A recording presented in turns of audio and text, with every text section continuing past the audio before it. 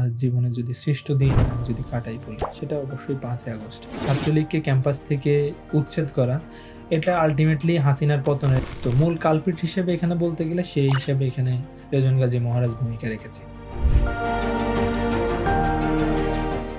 শুরুতেও শিবির, শেষেও শিবির, মানে বিভিন্ন শিক্ষার্থীদেরকে এখানে তুলে আনতো, এখানে নির্যাতন করতো। তাহলে আপনি সমন্বয়ক হলেন, এটা কিসের বেসিক্যালি? তো যখন ছাত্র শিবির এবং জামাত ইসলামীকে নিষিদ্ধ করে দেয়, তো এটা তো জানতোই যে কারা আসলে ব্যাকগ্রাউন্ড থেকে এখানে আন্দোলনটা সমন্বয় করছে। 18 তারিখ সর্বপ্রথম শিক্ষকরা আমাদের পাশে এসে দাঁড়ায়। ওই সিমেন্ট নেটওয়ার্ক ইউজ করে এই তথ্যগুলা বা এই আন্দোলনের খবরগুলো বিশ্ব মিডিয়াতে পৌঁছায় দেয়। ওনার ফোন দিয়ে সবার সাথে যোগাযোগ করা হচ্ছিল যে ছাত্রলীগ এতদিন পর্যন্ত ক্যাম্পাসে যে ত্রাসের রাজত্ব চালিয়েছে, আমরা এর এগনেস্টে আজকে বিজয় অর্জন করছি। 34 জুলাই, এবং জুলাই যে শেষ হচ্ছে না, ঠিক আছে মিছিলে যাচ্ছ, আমি আটকাবো না, কিন্তু মিছিলে গিয়ে মানে অন্তত আবু সাইদের মতো বুক পেতে দেওয়ার দরকার নেই। এমনিতে মিছিলে যদি গুলি টুলি করবে। সকাল থেকেই আমরা যখন আন্দোলন করছিলাম, তারপর মনে মনে এক দফা ছিল। তারা 25 জুলাই এসে হঠাৎ করে সেন্ট্রাল লাইব্রেরির সামনে ঘোষণা দেয় যে রাজশাহী বিশ্ববিদ্যালয় আন্দোলন আমরা স্থগিত ঘোষণা করলাম। আমি অসংখ্য আমার বন্ধুদেরকে দেখছি যারা তাকবীর ধ্বনি দিচ্ছিল।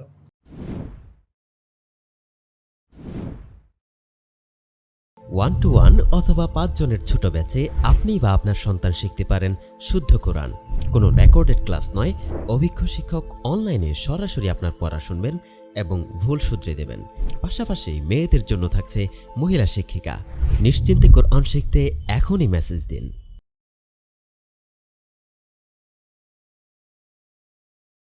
আসসালামু আলাইকুম, আমন্ত্রণ সবাইকে ইনোভা টক্সের আজকের পর্বে। দুনিয়া কাঁপানো জুলাই গণ অভ্যুত্থানে যারা সামনে থেকে নেতৃত্ব দিয়েছিলেন তাদের গল্প ইতিমধ্যেই আমরা জেনেছি, কিভাবে তারা আন্দোলনকে ঐক্যবদ্ধ করেছেন, আন্দোলনকে সুসংগঠিত করেছেন এবং এই আন্দোলন গড়ে তোলার মধ্য দিয়ে, নেতৃত্ব দেওয়ার মধ্য দিয়ে তারা বাংলাদেশকে ফ্যাসিবাদ মুক্ত করেছেন।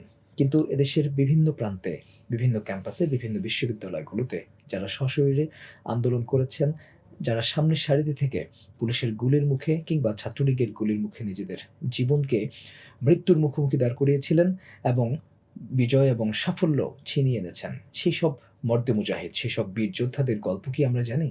আমরা কি জানি দেশের বিভিন্ন জায়গায় কিভাবে আন্দোলনগুলোকে ঐক্যবদ্ধ করা হয়েছিল এবং কিভাবে সেখানে সুসংগঠিত এই আন্দোলনের মধ্য দিয়ে ফ্যাসিবাদ আওয়ামী লীগকে বিতাড়ন করা হয়েছিল? সেই গল্পগুলো জানাবার জন্যই আমরা এই জুলাই মাসে আমরা আয়োজন করেছি জুলাইয়ের অজানা গল্প।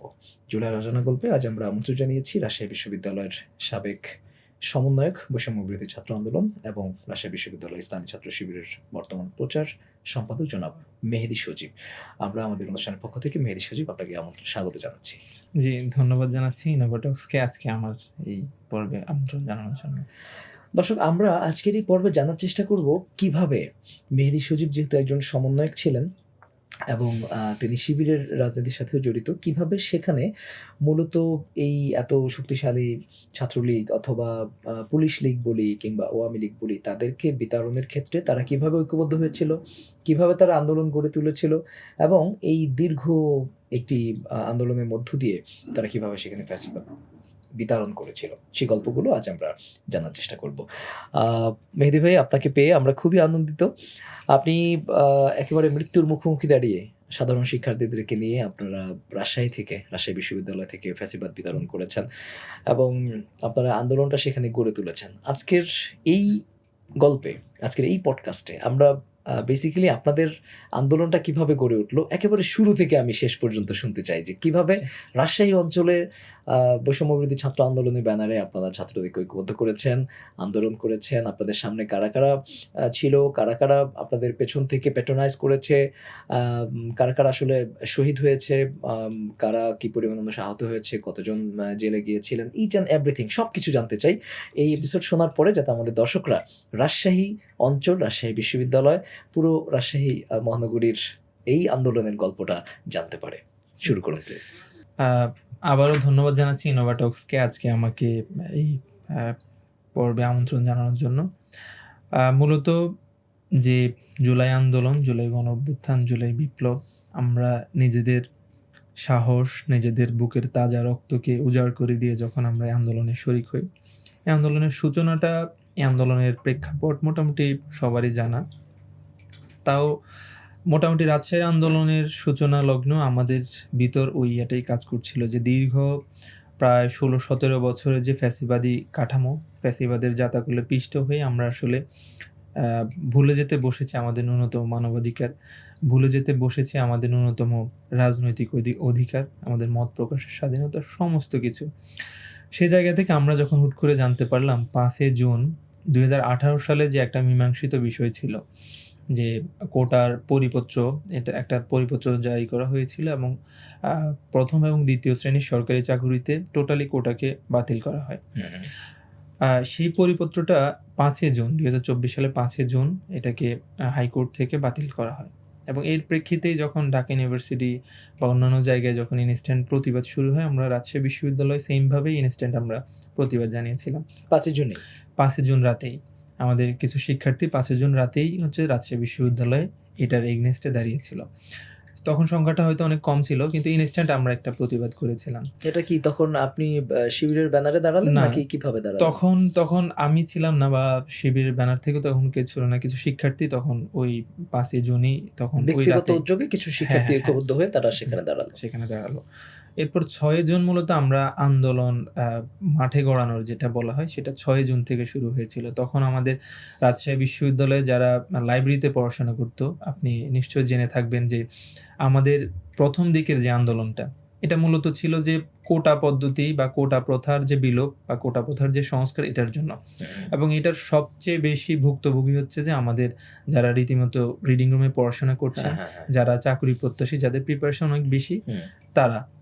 এবং তাদের ওই কনসার্নের জায়গা থেকে মূলত তারা প্রথমত একদম ৬ই জুনের কথা বলছি, তখন লাইব্রেরি যারা শিক্ষার্থীরা যারা পড়াশোনা করতো তারা নিজেরাই চাঁদা তুলে একটা ব্যানার বানিয়েছে এবং কিছু প্লেকার্ড, কিছু লিফলেট নিয়ে আমাদের রাজশাহী বিশ্ববিদ্যালয় কেন্দ্রীয় গ্রন্থাগারের সামনে দাঁড়িয়ে গেছে। আচ্ছা। সেখানে আমি সহ কিছু রাজনৈতিক দলের ভাই এবং অন্যান্য যারা শিক্ষার্থীদের মধ্যে থেকে অনেকজন কথা বলেছে। আমিও নিজের সেখানে উপস্থিত হয়েছি এবং কথা বলার সুযোগ হয়েছে। সেই সময় আমি স্টুডেন্ট রাইটস অ্যাসোসিয়েশনের সভাপতি ছিলাম। এই সংগঠনটি মূলত রাজশাহীর আন্দোলন বা রাজশাহী বিশ্ববিদ্যালয়ের জুলাই আন্দোলনকে খুব কাছ থেকে খুব থেকে নেতৃত্ব দিয়েছে। তো এর কারণে মূলত ক্যাম্পাস কেন্দ্রিক অধিকার নিয়ে কাজ করা, ছাত্রলীগের বিভিন্ন হলে যে টর্চার বা প্রশাসনের যে অসঙ্গতিগুলো, এগুলো নিয়ে আগে থেকে কাজ করা যেহেতু একটা অভিজ্ঞতা ছিল, তো এটাও শিক্ষার্থীদের সংশ্লিষ্ট একটা বিষয় ছিল। এজন্য আমি আমার জায়গা থেকে ওইখানে শুরুর দিনই পার্টিসিপেট করি। এরপর ৬ তারিখ যখন আমরা আন্দোলনটা, এরপরে দেখা যাচ্ছে একটা বৃহৎ একটা গ্যাপ তৈরি হয়। ৬ তারিখ থেকে ৭ তারিখ থেকে ক্যাম্পাস আমাদের রাজশাহী বিশ্ববিদ্যালয় অফ হয়ে যায়। সেই ক্যাম্পাস খোলে প্রায় ৩০ তারিখ নাগাদ। আচ্ছা, এটা ঈদের বন্ধের সম্ভবত। ঈদের বন্ধ ছিল, মানে লম্বা একটা ছুটি ছিল সে সময়। তো সে সময় সেন্ট্রালে যারা আন্দোলন করছিল ঢাকা ইউনিভার্সিটি বা অন্যান্য জায়গায়, তারাও একটা আলটিমেটাম দেয় মূলত, যে আমরা আলটিমেটাম দিচ্ছি যে এটা একটা পুনর্বিবেচনা করবে, কিন্তু সরকার তেমন কোনো কিছুই মাথা ঘামায়নি। তো দ্বিতীয়বারের মতো আমরা রাজশাহী বিশ্ববিদ্যালয়ে দাঁড়িয়েছিলাম ৩০ জুন।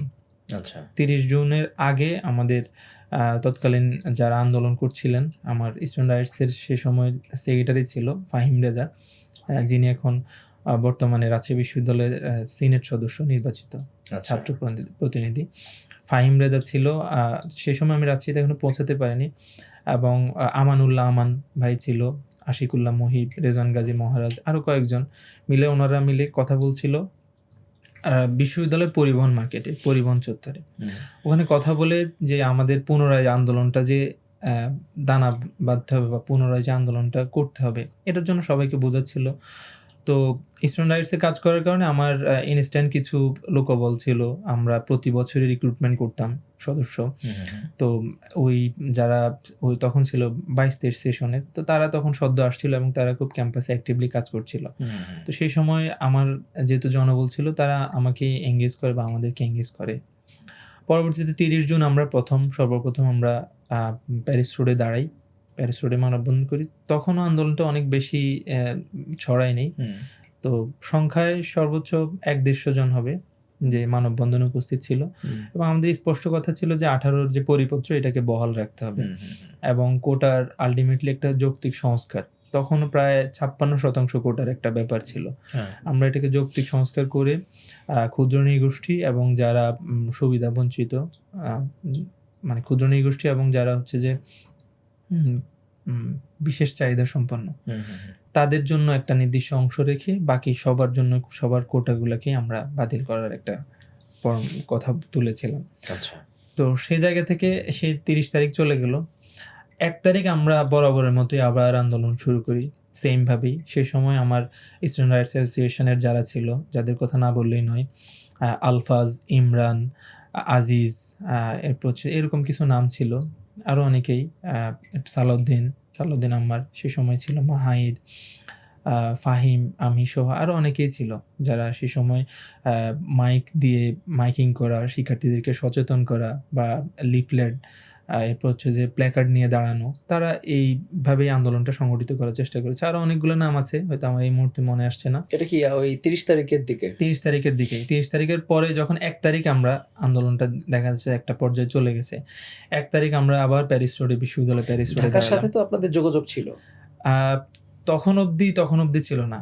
মানে 30 আপনারা যে তারিখ 30 পর্যন্ত তারিখে দাঁড়ালেন, এটা কি সম্পূর্ণ নিজস্ব নিজেদের প্রেরণা জায়গা থেকে, থেকে? জায়গা হ্যাঁ, থেকে? ইন্ডিভিজুয়াল হয়তো কারো পরিচয় যোগাযোগ থাকতে পারে, কিন্তু আমার জায়গা থেকে আমার 30 তারিখ পর্যন্ত কারোর সাথে যোগাযোগ ছিল না। আচ্ছা, 1 তারিখ যখন আন্দোলন আবার আমরা দাঁড়ালাম, তখন উপস্থিতিও অত বেশি হচ্ছিল না। মেবি 2 আগস্ট ঢাকাতে একটা বড় গণজোয়ার হয়। তো এটা আমরা যখন 1 তারিখে দাঁড়াই তখন অত বেশি স্টুডেন্টদের কাছে পৌঁছায় নাই। আমরা চেষ্টা করেছিলাম লাইব্রেরিতে যারা বিশেষ করে পড়াশোনা করে বা বিভিন্ন রিডিং রুমগুলোতে বা বিভিন্ন হলগুলোতে সবাইকে নিয়ে কানেক্ট করে আমরা আন্দোলনটা করার জন্য। পরে আমরা প্যারিস রোডে দাঁড়িয়েছিলাম, ওই সময়ও প্রায় 2 থেকে 300 জন উপস্থিত ছিল।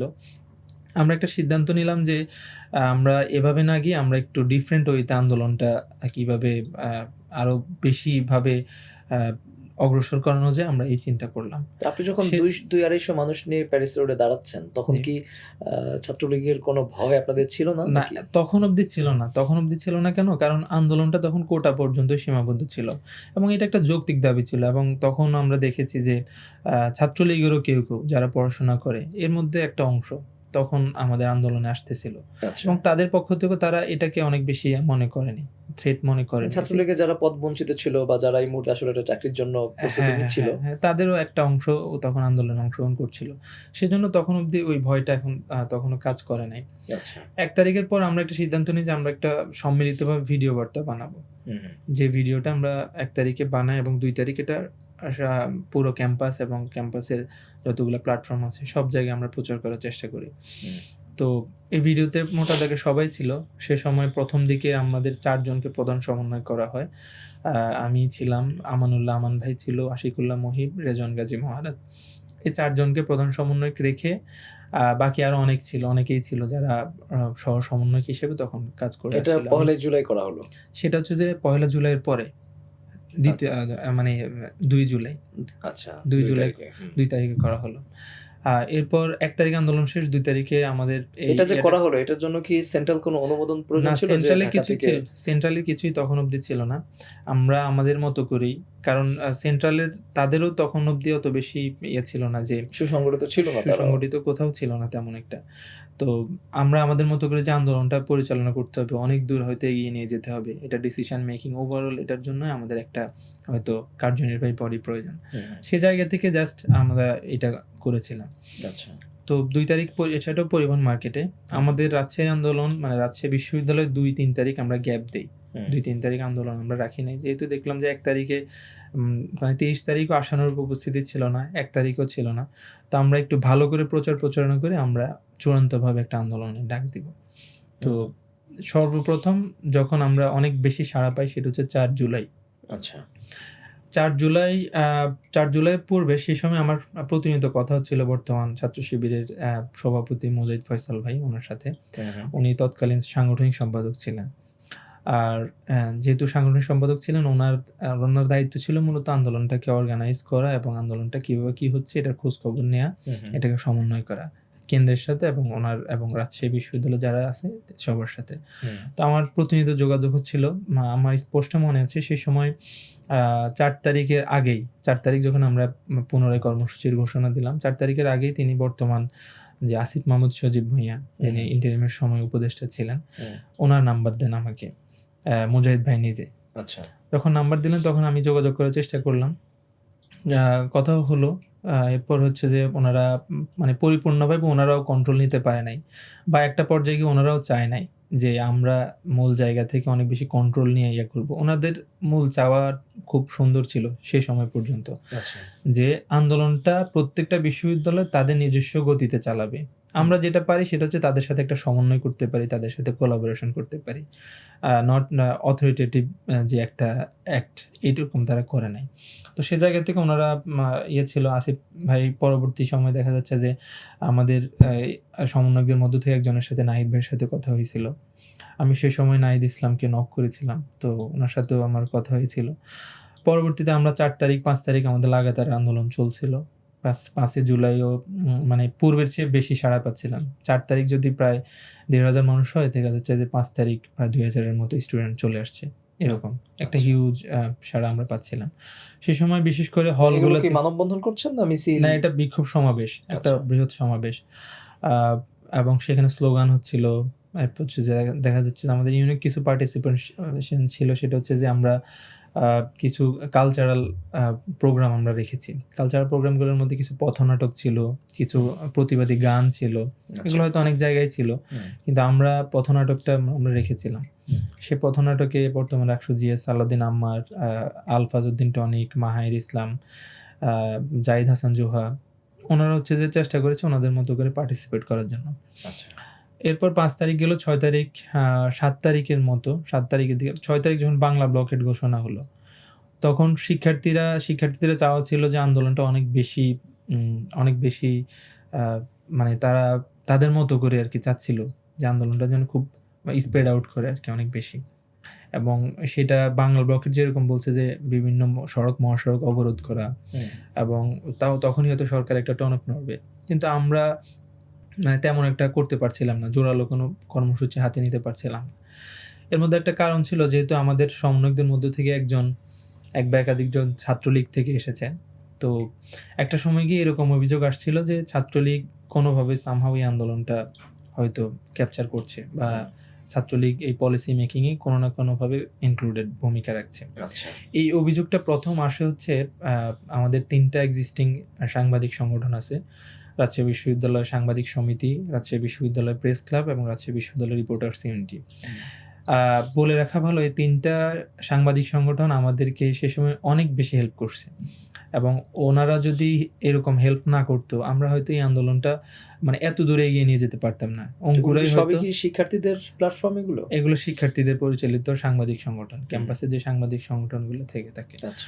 তো 3টা সাংবাদিক সংগঠনই তখনকার প্রেক্ষাপটে অনেক বেশি ভূমিকা রেখেছিল, এবং আমাদের আন্দোলন কিভাবে যাবে, কিভাবে পলিসি মেকিং হবে, ওভারঅল সব কিছু মিলিয়ে। তো তাদের প্রতি আমরা এখন অবধি কৃতজ্ঞ যে সাংবাদিকরা আমাদের এই আন্দোলনটাকে এত দূরে এগিয়ে নিয়ে যাওয়ার জন্য ভূমিকা রেখেছে। তো সেই সময় 7 তারিখও বাংলা ব্লকেট চলছিল।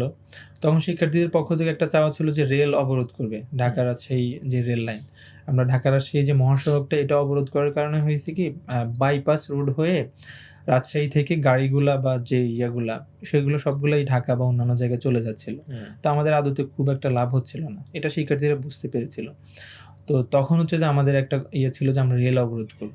7 তারিখেও আমরা যখন রেল অবরোধের কথা আসছিল না, তখন আমি একাই ছিলাম বলা যায় যে, এবং অন্যান্য জায়গা থেকে যেহেতু অন্যান্যরা ছিল, তো সম্মিলিতভাবে একটা ডিসিশন আসা একটু কঠিন ছিল কর্মসূচি নির্ধারণের ক্ষেত্রে। এখানে আরেকটা ব্যারিয়ার ছিল সে সময়, সেটা হচ্ছে নতুন একটা ব্যানার আমাদের ওখান থেকে ইন্ট্রোডিউস করার চেষ্টা করা হয়েছিল, সেটা হচ্ছে কোটা পদ্ধতি সংস্কার আন্দোলন। সারা দেশে যখন বৈষম্য বিরোধী ছাত্র আন্দোলনের ব্যানারে আন্দোলনটা চলে গেছে অলরেডি, তখন অবধি আমাদের এখানে কতিপয় মানুষজন তারা চেষ্টা করে আসছিল যে কোটা পদ্ধতি সংস্কার আন্দোলন নামে আলাদা একটা ব্যানার তারা এখানে করবে। এখন এই ব্যানারটা দিয়ে কি হবে, এই ব্যানারটা দিয়ে তারা চেয়েছিল যে সারা দেশে যে কর্মসূচি হবে তারা তাদের মতো করে আলাদা একটা কর্মসূচি দিবে। তো এতে করে হিতে বিপরীত হয়েছে। শিক্ষার্থীরা এই ধরনের এই চিন্তা তাদের বুঝতে পেরে অনেক বেশি ক্ষোভে ফেটে পড়ে, এবং এইটার জন্য দফায় দফায় সেন্ট্রালে যারা ছিল, আসিফ মাহমুদ, নাহিদ ইসলাম সহ অন্যান্য যারা ছিল, রিফাত রশিদ, হাসিব, সে সময় ওদের সাথে কথা হচ্ছিল, কিন্তু কোনোভাবেই আমি নিজের জায়গা থেকে কনভিন্সড হলেও বাকি যারা ছিল প্রধান সমন্বয়ক বা অন্যান্য সহ সমন্বয়ক, এরা কোনোভাবে কনভিন্সড হচ্ছিল না। এক পর্যায়ে গিয়ে আন্দোলনটা ৭ তারিখে শিক্ষার্থীদের একটা অংশ মানে রিভল্ট করে বসে যে না, আপনাদের এই কুসুম কুসুম আন্দোলনে আমরা আর নাই, আপনারা যদি মানে যৌক্তিক কোনো আন্দোলন, যৌক্তিক কোনো বড় ধরনের কোনো কর্মসূচি নিতে পারেন তাহলে আসতে পারেন। তো কোটা পদ্ধতি সংস্কার এই ব্যানারে আন্দোলন, কোটা পদ্ধতি সংস্কার আন্দোলন। আচ্ছা, পরবর্তী সময়ে ৮ তারিখে আমরা রেল অবরোধ ওই করি। ব্যানারটা যারা করলো তারা কি ছাত্রলীগ নেতৃত্বাধীন ছিল? না, ছাত্রলীগের নেতৃত্বাধীন পরিপূর্ণভাবে আমি বলছি না, কিন্তু কথা হচ্ছে তাদের অন্য একটা উদ্দেশ্য ছিল। সেটা কি সেই হতে পারে? উদ্দেশ্যটা হতে পারে এরকম যে যদি বৈষম্য বিরোধী ছাত্র আন্দোলন যে ব্যানারটা, এই ব্যানার দিয়ে যখন সারা দেশে একটা কমন আন্দোলন হবে, তারা চেয়েছিল রাজশাহী এবং রাজশাহী অঞ্চলের আশেপাশে যে শিক্ষা প্রতিষ্ঠান, এই অঞ্চলগুলোকে নিয়ে আলাদা একটা আন্দোলন তৈরি করতে, এবং সেটা হয়তো তাদের সুদূর প্রসারী কোনো পরিকল্পনাও থাকতে পারে। আচ্ছা, সেখানে সে সময় উপদেষ্টা হিসেবে রাখার চিন্তা করা হয়েছিল ফরহাদ মজারকে, তারপর হচ্ছে যে রাজশাহী বিশ্ববিদ্যালয়ে কাউকে রাখার, রাজশাহী বিশ্ববিদ্যালয়ের শিক্ষকদের মধ্যে কেউ কেউ ছিল, তো ফরহাদ মজার ছিল, এটা স্পষ্ট আমার মনে আছে। তার সাথে কি তারা যোগাযোগ করেছিল? দেবপ্রিয় ভট্টাচার্য, কোন একজন আইনজীবী, এই মুহূর্তে আমার মনে আসছে না, আচ্ছা, ওনাদের সাথে কথা হচ্ছিল, ওনাদের সাথে আমাদের একজনেরই কথা হচ্ছিল। তো এই নিয়ে আমরা মূলত বুঝতে যখন পারি, এবং সে সময় পর্যন্ত আমাদের স্টুডেন্ট রাইটস অ্যাসোসিয়েশনের যারা ছিল তারা আন্দোলনের মাঠ পর্যায়ের কাজ, যেমন হচ্ছে যে মাইকিং করা, একটা মাইক ভাড়া করে নিয়ে আসা, প্লেকার্ড লেখা, প্লেকার্ড কেনা, আন্দোলনে যারা স্বেচ্ছাসেবী ছিল তাদের মাথায় ফিতাগুলো সাপ্লাই দেওয়া, মানে ওভারঅল যত কিছু ছিল এগুলোর একটা উল্লেখযোগ্য অংশ হচ্ছে আমাদের স্টুডেন্ট রাইটস অ্যাসোসিয়েশনের যারা তৎকালীন ছিল তারা করে আসছিল। কিন্তু সেই সময় যেহেতু আমাদের আন্দোলনের অংশগ্রহণটা একটু বেশি ছিল, কিন্তু ডিসিশন মেকিংয়ে আবার আমাদের কথাটা, আমাদের স্পেসটা একটু সংকীর্ণ ছিল, কম ছিল। আচ্ছা, তো আমাদের বলতে কাদের? আমাদের বলতে আমি সহ মানে স্টুডেন্ট রাইটস অ্যাসোসিয়েশন থেকে তৎকালীন যারা আন্দোলনে অংশগ্রহণ করছিল তারা। আচ্ছা, বেশি ছিল কাদের এখানে ডিসিশন মেকিং এর ভূমিকা? ডিসিশন মেকিং এ অবশ্যই তাদের ভূমিকা ছিল, যারা আমাদের বাইরের ছিল, আমাদের বাইরের যারা ছিল এখানে। আপনি এখানে যেটা বললেন যে কোটা পদ্ধতি সংস্কার আন্দোলন ব্যানারে যারা কাজ করছিল তারা ফরহাদ মজারের সাথে যোগাযোগ করার চেষ্টা করেছে, তাহলে কি এটা বলা যায় যে ফরহাদ মজার এর সাথে তো সেন্ট্রালি ঢাকায় আসিফ নাহিদ যারা, তারাও বুদ্ধিভিত্তিক ভাবে হয়তো যোগাযোগ করছেন, তো ফরহাদ মজার কি তাহলে সমান্তরালি দুটি প্ল্যাটফর্মকে প্যাট্রোনাইজ করছেন? সেটা নিয়ে আমি এখন অবধি ক্লিয়ার না, আমি নামটাই স্পষ্টভাবে বলছি, আমাদের সে সময় আশিকুল্লাহ মুহিব যে ছিল, সে মূলত এই সমন্বয়টা করছিল, যে উপদেষ্টা প্যানেল গঠন করা। যোগাযোগ হয়েছিল কিনা আদৌ ফরহাদ মজারের সাথে? যোগাযোগ হয়েছিল, কিন্তু আদৌ উনি ওনার জায়গা থেকে দুইটা প্যানেল করার চিন্তা করছে কিনা বা দুইটা প্ল্যাটফর্ম নতুন করে করার চিন্তা করেছিল কিনা সেটা আমার জানা নেই। আমার স্পেসিফিক ধারণা এমন যে এই ব্যানারটা আন্দোলন যতটুকু যাবে, পরবর্তীতে তারা একটা পলিটিক্যাল প্রেশার গ্রুপ হোক বা যে কোনো একটা প্ল্যাটফর্ম হিসেবে রাজশাহী অথবা রাজশাহীর আশেপাশের অঞ্চল নিয়ে তারা একটা মানুষ হয়তো ব্যক্তি স্বার্থ সিদ্ধির জন্য একটা ভিন্ন। এক্স্যাক্টলি বারবার যখন বলা হচ্ছিল যে আপনারা জাতীয় স্বার্থে এক জায়গায় চলে আসেন, ততক্ষণে চট্টগ্রাম বিশ্ববিদ্যালয়, জাহাঙ্গীরনগর বিশ্ববিদ্যালয় বা অন্যান্য যত বিশ্ববিদ্যালয় আছে সবাই মোটামুটি সেন্ট্রাল কোনো যোগাযোগ না থাকা সত্ত্বেও তারা নিজেদের মতো করে ওই ব্যানারটার নাম দিচ্ছিল যে বৈষম্য বিরোধী ছাত্র আন্দোলন চট্টগ্রাম বিশ্ববিদ্যালয়। হয়তো যোগাযোগ হয়েছে, হয়তো হয়নি, তো আমরাও ওইটাই পুশ করার চেষ্টা করছিলাম। ৮ তারিখ চলে গেল, ৮ তারিখ হচ্ছে আমরা রেল অবরোধ করলাম, সেটা হচ্ছে যে আরডি ওভারপাস, আমাদের ক্যাম্পাস সংলগ্ন চারুকলার ওখানেই আমরা দীর্ঘ সময় রেল লাইন অবরোধ করলাম। এই সময়টাতে আমি একটু জেনে নেই, আপনি রেল অবরোধ করছেন, আপনি ১-২ হাজার মানুষকে বিক্ষোভ সমাবেশে নিয়ে আসছেন, মানববন্ধন করছেন, আপনাদের অর্থায়ন কিভাবে হচ্ছে? দেখেন, সেই সময় পর্যন্ত আমাদের একটা ক্রাউড ফান্ডিং এর একটা আমরা করেছি, তখন অর্থের যে হিসাব বা অর্থের যে ব্যাপারগুলো, এগুলো মূলত আশিকুল্লাহ মুহিব যে সে তার দায়িত্ব দেওয়া হয়েছিল। আমরা মূলত 4 জনকে আলাদা আলাদা করে দায়িত্ব দেওয়া হয়। আমাকে হচ্ছে যে দপ্তরের দায়িত্ব, আশিকুল্লাহ মুহিব হচ্ছে অর্থ, আর আমানুল্লাহ ভাই হচ্ছে যে সাংগঠনিক বিষয়াদি দেখা। তো ওভারঅল এই চিন্তা ছিল। উনি কি অর্থ কালেক্ট করা বা উনি ওর মতো করে ফান্ডিং, মানে ফান্ডগুলো কালেক্ট করছে, ওর মতো করে ক্রাউড ফান্ডিং করে। আর এইদিকে আমার যে মানে স্পেসিফিক আমাদের যে যারা আছে তাদের অর্থের যোগান একটা উল্লেখযোগ্য অংশ ছাত্র শিবির থেকে আসছিল। যে দেখা যাচ্ছে অনেক সময় মানে একদম ছোটখাটো যে ব্যাপারগুলা তখন অবধি আর কি, তখন অবধি অনেক বড় খরচের প্রয়োজন হয়নি, জাস্ট মাইক ভাড়া বা অন্যান্য যে টুকটাক খরচ, এই খরচগুলো হয়তো আমাদের জায়গা থেকে আমরা ছাত্র শিবির থেকে বহন করছিলাম। আচ্ছা আচ্ছা। এরপর 8 তারিখ যখন আমরা রেল অবরোধ করলাম, রেল অবরোধ পরবর্তী সময় দীর্ঘ সময় যখন অবরোধ করলাম, তখন এই যে একটা গুঞ্জন ছিল যে ছাত্রলীগ এই আন্দোলনের মধ্যে তাদের একটা হস্তক্ষেপ আছে, এইটা মূলত অনেক বেশি জোরালো আকার ধারণ করে মূলত 8 তারিখের পরে, 8 জুলাইয়ের পরে। আচ্ছা। 9-10 জুলাই রীতিমতো আমাদের আন্দোলন চলছিল। আমরা 10 জুলাই আমাদের ক্যাম্পাস থেকে একটু দূরে এসে আমাদের 14 পাই যে মোড়টা, এটাকে অবরোধ করি। এটা অবরোধ করার উদ্দেশ্য হচ্ছে যে বাইপাস দিয়ে যে গাড়িগুলো ট্রাকগুলো যাচ্ছে, আচ্ছা। ওই বাইপাসের একটা পয়েন্ট হচ্ছে এটা।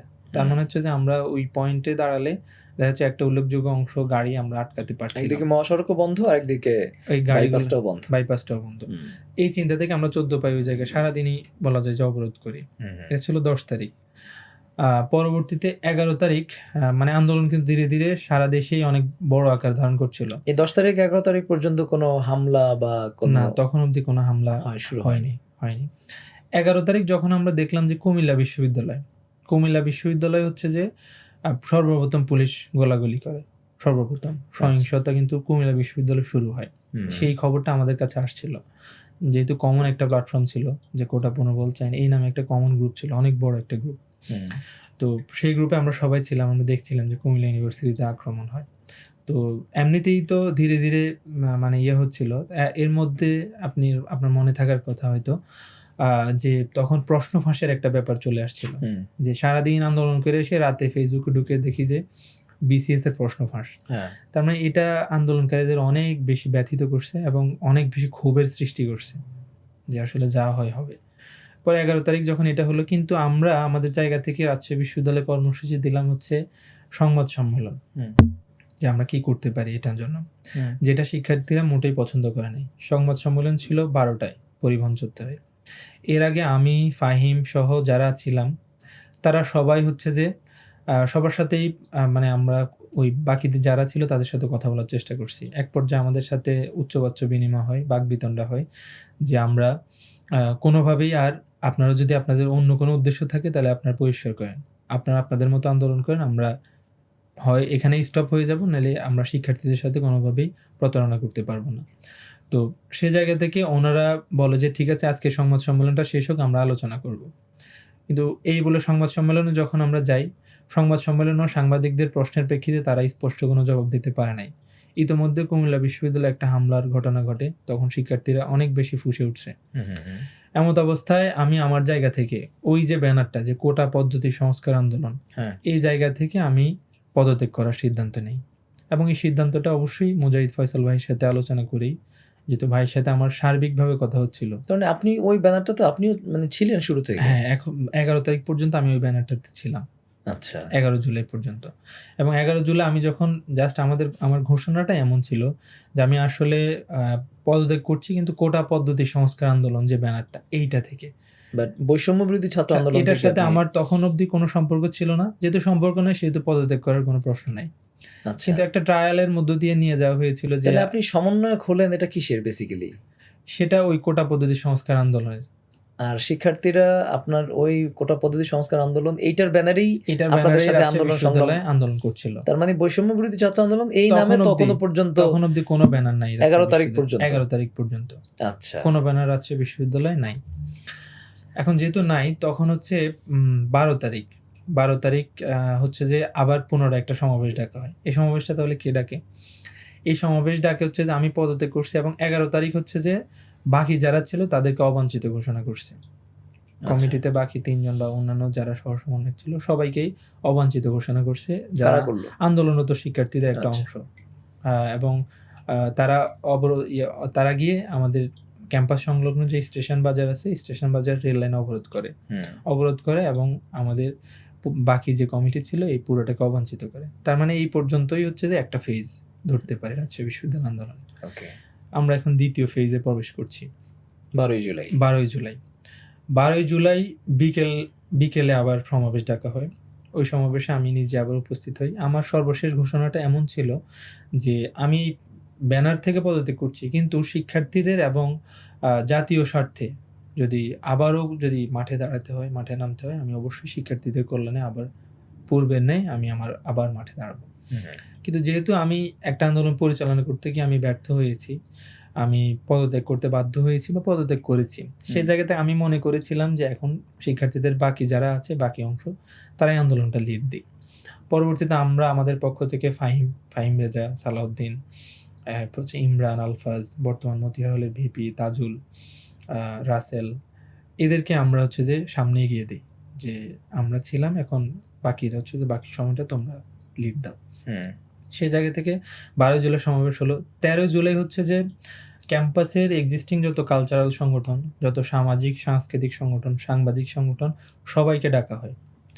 এবং এই ডাকার কাজটা এখন একজন না করে একাধিক কিছু মানুষ, আমি বললাম ফাহিম সহ আরও অনেকে যারা আছে তাদেরকে দিয়ে করানো হয়। 13 তারিখ সবাই আসলো, আমাদের শহীদ মিনারে বসা হলো। শহীদ মিনারে তখন আমি নিজে উপস্থিত ছিলাম। তো তখন আমাকে সবাই প্রশ্ন করছিল যে ঘটনা কি হয়েছে না হয়েছে। আমি ক্লারিফিকেশন দিচ্ছিলাম যে ঘটনা এই ছিল এবং কি কারণে আমি পদত্যাগ করছি। তো আমি সবার সামনে আমার নিজেকে উপস্থাপন করলাম, ঠিক সেটা 13 জুলাইতেই। তারপর তাদের পক্ষ থেকে বলার ছিল এবং আমি আমার জায়গা থেকে বললাম যে দেখেন, আমি একটা জায়গায় গিয়ে আমি ব্যর্থ হয়েছি বলা চলে, এখন আপনাদের আন্দোলন আপনারা চালিয়ে নেন, আমি আমার জায়গা থেকে যথাসাধ্য সর্বোচ্চ হেল্প করব, সর্বোচ্চ আমি উপস্থিত থাকবো, সর্বোচ্চ আমি যতটুকু করব। আমি নিজেকে আপাতত সময়ের জন্য গুটিয়ে নিলাম এবং সেটা অবশ্যই আমার সাংগঠনিক সিদ্ধান্তেই, এবং তখন মুজাহিদ ভাইয়ের সাথে আমার এগুলো নিয়ে মানে সর্বোপরি কথা হচ্ছিল প্রতিনিয়ত। 14 জুলাই আমরা হচ্ছে যে সিদ্ধান্ত নেই এবং 14 জুলাই কেন্দ্র থেকে এটা ছিল, 14 জুলাই কেন্দ্র থেকে হচ্ছে যে রাষ্ট্রপতি বরাবর স্মারকলিপি দেওয়া হয়েছে। তো আমরাও ডিসি বরাবর, রাজশাহীর যে ডিসি ছিল, ডিসি অফিসে স্মারকলিপি দেই 14 জুলাই। কোনো ব্যানার ছাড়াই ব্যানার ছিল সে সময় অলরেডি বৈষম্য বিরোধী ছাত্র আন্দোলন রাজশাহী বিশ্ববিদ্যালয়, এই ব্যানারে চলে যাওয়া হয়েছে। এটা কয় তারিখে গেলেন? সেটা হচ্ছে যে সেটা মানে 14 তারিখের এই কর্মসূচির মাধ্যমেই। 14 তারিখ থেকেই শুরু হলো। হ্যাঁ, 12 তারিখে যে কর্মসূচি হলো এটাও একই ব্যানারে হলো, বৈষম্য বিরোধী ছাত্র আন্দোলন। কিন্তু তখন বৈষম্য বিরোধী ছাত্র আন্দোলনের স্পেসিফিক কোনো সমন্বয়ক নাই, কোনো নেতৃবৃন্দ নাই, কেউই নাই, কিন্তু ব্যানার আছে এবং সাধারণ শিক্ষার্থীরা আছে। এবং 14 তারিখে শিক্ষার্থীরা মনে করছিল এটাই সাধারণ শিক্ষার্থীদের ব্যানার, আচ্ছা, এটাই মনে করছিল। তো 14 তারিখে আবার পুনরায় সেখানে কি সমন্বয়ক দেওয়া হলো? হ্যাঁ, সেটা 13 তারিখ করা হলো। 13 তারিখ হচ্ছে যে 18 সদস্যের একটা প্রাথমিক কমিটি করা হলো। যে 18 সদস্য কোত্থেকে এসেছে? 18 সদস্যের মধ্যে 15 সদস্য আসছে বিভিন্ন সামাজিক সাংস্কৃতিক সংগঠন থেকে। তখন বিভিন্ন রাজনৈতিক সংগঠনের নেতৃবৃন্দ আসার জন্য অনেক চেষ্টা করেছিল, বিভিন্ন বাম সংগঠনের নেতৃবৃন্দ। কিন্তু যেহেতু তখনকার প্রেক্ষাপটে বলছি, যেহেতু রাজনৈতিক যারা সংশ্লিষ্টতা ছিল তাদের মাধ্যমে একটা বিতর্কিত আন্দোলন হচ্ছিল, বা ছাত্রলীগের যে অভিযোগ, ছাত্রলীগ আন্দোলনে এখানে ঢুকে গেছে বা ছাত্রলীগ আন্দোলনে পলিসি মেকে ভূমিকা রাখছে, এই অভিযোগটার কারণে মূলত শিক্ষার্থীরা চাচ্ছিল না যে এখানে কোনোভাবে আর রাজনৈতিক ব্যাকগ্রাউন্ডের কেউ এসে এই আন্দোলনে হাল ধরুক। আচ্ছা, তো ওই 18 সদস্যের একটা কমিটি গঠন করা হলো, সেটা আমাদের ক্যাফেটেরিয়াতে।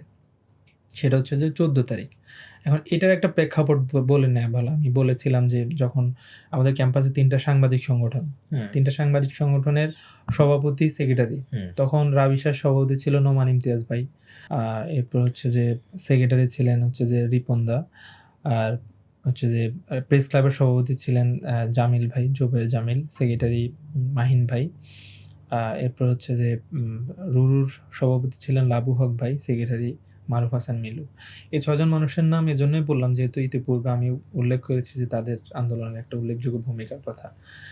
ওই 6 জন মানুষ আমাদেরকে নিয়ে প্রেস ক্লাবে বসেন, আমি এবং বাকি যে 3 জন সমন্বয়ক ছিল, প্রধান সমন্বয়ক, এবং যখন বসার পরে এই অভিযোগটা করেন যে আসলে আমাদের কাছে গোয়েন্দা মারফতে এবং বিভিন্নভাবে আমাদের কাছে খবর আছে যে আন্দোলনটা সামহাউ ছাত্রলীগ দ্বারা নিয়ন্ত্রিত।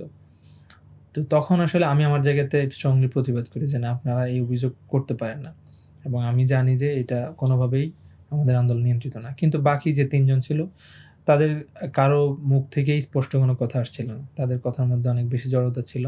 তো এক পর্যায়ে গিয়ে সাংবাদিকরা এভাবেই আমাদেরকে ক্লেম করে যে আসলে যদি আপনারা এভাবেই যোগাযোগ রক্ষা করে চলেন বা শিক্ষার্থীদের পালস না বুঝে আপনারা যদি তাদের মতো করে কর্মসূচি ঘোষণা করেন, তাহলে আপনাদের কোনো ধরনের কাভারেজ, কোনো ধরনের নিউজ আমরা অন্তত 3 সাংবাদিক সংগঠন বা শহরের যারা আছে কোনো সাংবাদিকরাই কাভার করবে না। তো এই ঘটনার পর মূলত নড়ে চড়ে বসে, এবং সেটা সম্ভব হয়েছিল কেননা বাকিদের যে রাজনৈতিক একটা ব্যাকগ্রাউন্ড ছিল এর কারণে, তখন শিক্ষার্থীরা তাই মনে করছিল। আচ্ছা, এই জন্য 13 তারিখ যখন কমিটিটা গঠন করা হলো, তখন রাজনৈতিক নেতৃবৃন্দদেরকে সর্বোচ্চ দূরে রাখার একটা ব্যবস্থা করা হলো। তার মানে প্রথম যে 4 জন সমন্বয়ক ছিলেন আপনি সহ, হুম। সেখানে আপনি ছাড়া বাকি যে 3 জন ছিল তাদের রাজনৈতিক ব্যাকগ্রাউন্ড ছিল, হ্যাঁ, কি ব্যাকগ্রাউন্ড ছিল? একজন ছিল, আমি তো বললাম যে বাম রাজনীতি থেকে উঠে আসা। একজন হচ্ছে ছাত্র অধিকার পরিষদের সাংগঠনিক সম্পাদক ছিলেন, কিন্তু পরবর্তীতে তিনি হচ্ছে যে রাকসু আন্দোলন মঞ্চ নামে একটা প্ল্যাটফর্ম, এটার সদস্য সচিব হন। আরেকজন হচ্ছে যে রেজওয়ান গাজী মহারাজ, যে সে একসময় ছাত্রলীগ করতো, পরবর্তীতে আমাদের সাথে বিভিন্ন আন্দোলনে উঠা বসার কারণে সেও এখানে চলে আসে। এই ছিল মূলত কথা। এবং যে বা যারা ছাত্রলীগ ব্যাকগ্রাউন্ডের ছিল তাদের প্রতি একটু সন্দেহের জায়গাটা একটু বেশি ছিল। তার মানে 14 তারিখ পর্যন্ত আপনাদের যে সাংবাদিক সমিতিগুলো বা সাংবাদিক প্ল্যাটফর্ম যেগুলো রয়েছে, তারা তাদের যে নেতৃবৃন্দ তারা আশঙ্কা করছে যে এই আন্দোলনটা এখনো পর্যন্ত ছাত্রলীগ কোনোভাবে 14 তারিখ না, সেটা হচ্ছে যে মানে আমাদের পদত্যাগের আগ পর্যন্ত, মানে আমার পদত্যাগের, সেটা 11 তারিখের আগ পর্যন্ত। আপনারা এই 3টা সাংবাদিক সমিতির নেতৃবৃন্দকে নিয়ে বসছেন কবে? 11 তারিখে? না, সেটা 11 না, সেটা হচ্ছে যে 10 জুলাই। 10 জুলাই, হ্যাঁ, পদত্যাগের আগের দিন। হ্যাঁ, এবং তখনই তারা অভিযোগটা করেছে যে আন্দোলন আমরা আশঙ্কা করছি বা গোয়েন্দা মারফত জানতে পেরেছি যে এটি আসলে ছাত্রলীগ নেতৃত্ব দিচ্ছে এবং আন্দোলনটা ভিন্ন খাতে তারা প্রভাবিত করার চেষ্টা করছে। এবং তখন অবধি ওই ব্যানারটাই বলবৎ করতেছে যে কোটা পদ্ধতি সংস্করণ। হ্যাঁ, দ্যাটস ওয়াই আপনি হচ্ছে ব্যক্তিগতভাবে পরবর্তীতে 11 তারিখে পদত্যাগ করলেন। হ্যাঁ। আচ্ছা, জি, তারপর?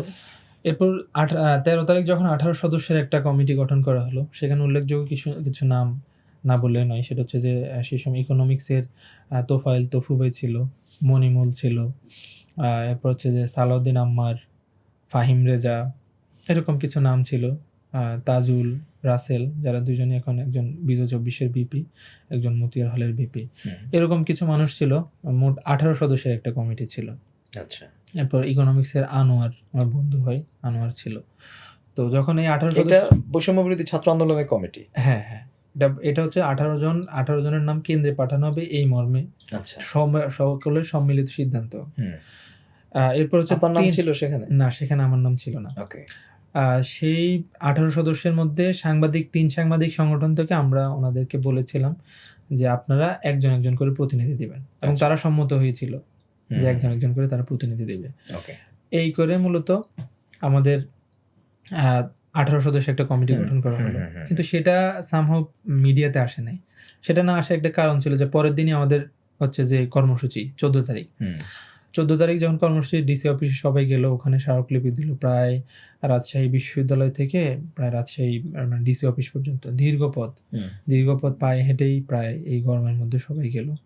ওখান থেকে দিয়ে আসলো। আসার পর ওই দিন রাতেই তো যে রাজাকার, মানে ওই দিন মূলত একটা সংবাদ সম্মেলনে যখন তৎকালীন ফ্যাসিস্ট হাসিনা যখন বলল যে এখানে মুক্তিযোদ্ধার যারা সন্তানরা বা নাতিপুতিরা চাকরি পাবে না, তো রাজাকারের নাতিপুতিরা পাবে। আপনি জানেন এই কোটেশনটা আসলে ব্যাপকভাবে শুধু এক জায়গায় না, সারা দেশেই একটা ছড়িয়ে পড়ে। তো এটা রাজশাহী বিশ্ববিদ্যালয়ে এটা ব্যতিক্রম ছিল না। তখন আমরা আমি জিয়া হলে থাকি রাজশাহী বিশ্ববিদ্যালয়ে। তো জিয়া হল থেকে এবং বিভিন্ন হল থেকে, মাদারবক্স হল থেকে বা আশেপাশে হলগুলো থেকে একই সাথে যখন আমরা খবর পাচ্ছিলাম যে এরকম রাজাকার স্লোগান উঠতেছে এবং এরকম একটা ন্যাক্কারজনক মন্তব্য স্বয়ং প্রধানমন্ত্রী করতেছে, তখন সব হলগুলা থেকে সবাই একযোগে মিছিল নিয়ে বের হয়েছে। এবং সেদিন যেটা আমাদেরকে অবাক করেছে, প্রায় রাত 12টা-1টা নাগাদ আমাদের 6টা যে ছাত্রী হল আছে, এই ছাত্রী হলগুলো থেকে আমাদের অনেক বোনেরা বেরিয়ে আসছে এবং দেখা যাচ্ছে কিছু হলে তালা মারা ছিল, হল প্রশাসন বা হলের যারা গার্ড তারা তালা মেরে রাখছিল, ওই তালা ভেঙে আমাদের বোনেরা বেরিয়ে আসছে। এরকম একটা বিস্ফোরণ ছিল 14 জুলাই রাত। পরে রাতে আমাদের প্রোটেস্ট ছিল জোয়া চত্বরে, প্রোটেস্ট ছিল হচ্ছে যে মেইন গেটে, বিশ্ববিদ্যালয়ের মেইন গেটের সামনে। প্রোটেস্ট শেষে আমরা আমাদের বোনেদেরকে হলে পৌঁছাই দিয়ে আমরা যার মতো করে হলে চলে যাই।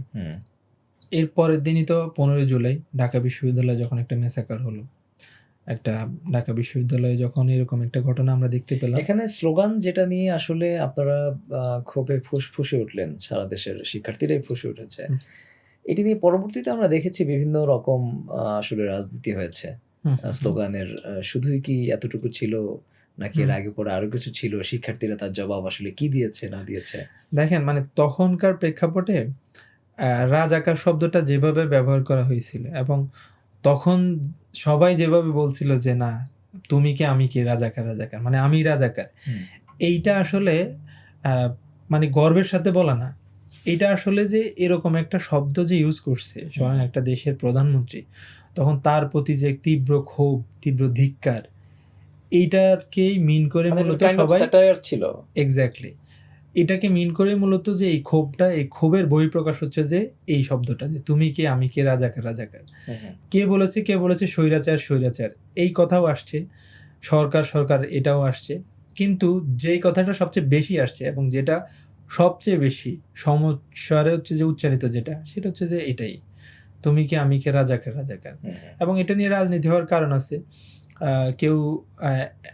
কেউ এটা ফেভারে নিয়েছে, কেউ মনে করছে এটা হয়তো ফেভারে নেওয়ার একটা ব্যাপার। কিন্তু তখনকার আমার মনে হয়েছে যে শিক্ষার্থীরা তাদের যে একটা ক্ষোভের জায়গা, এই ক্ষোভের একটা বহিঃপ্রকাশ ছিল এটা, যে নিজেকে রাজাকার দাবি করা। 14 তারিখ রাত গেল, 15 তারিখ আমাদের দুপুর 12টা একটা কর্মসূচি ছিল।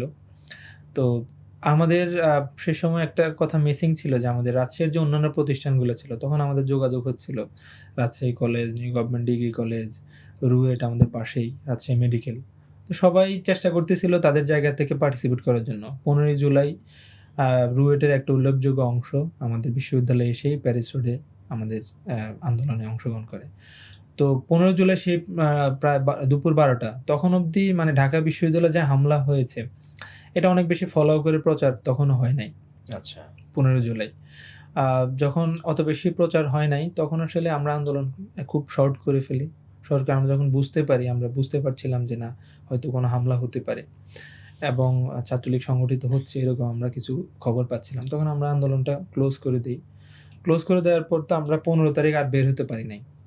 15 তারিখ আমাদের কিছু আন্দোলনকারী সে সময় বামপন্থী কিছু সংগঠনের নেতৃবৃন্দ তারা বেরিয়েছিল এবং তাদেরকে ছাত্রলীগ এক পর্যায়ে অনেক বেশি মারধর করে।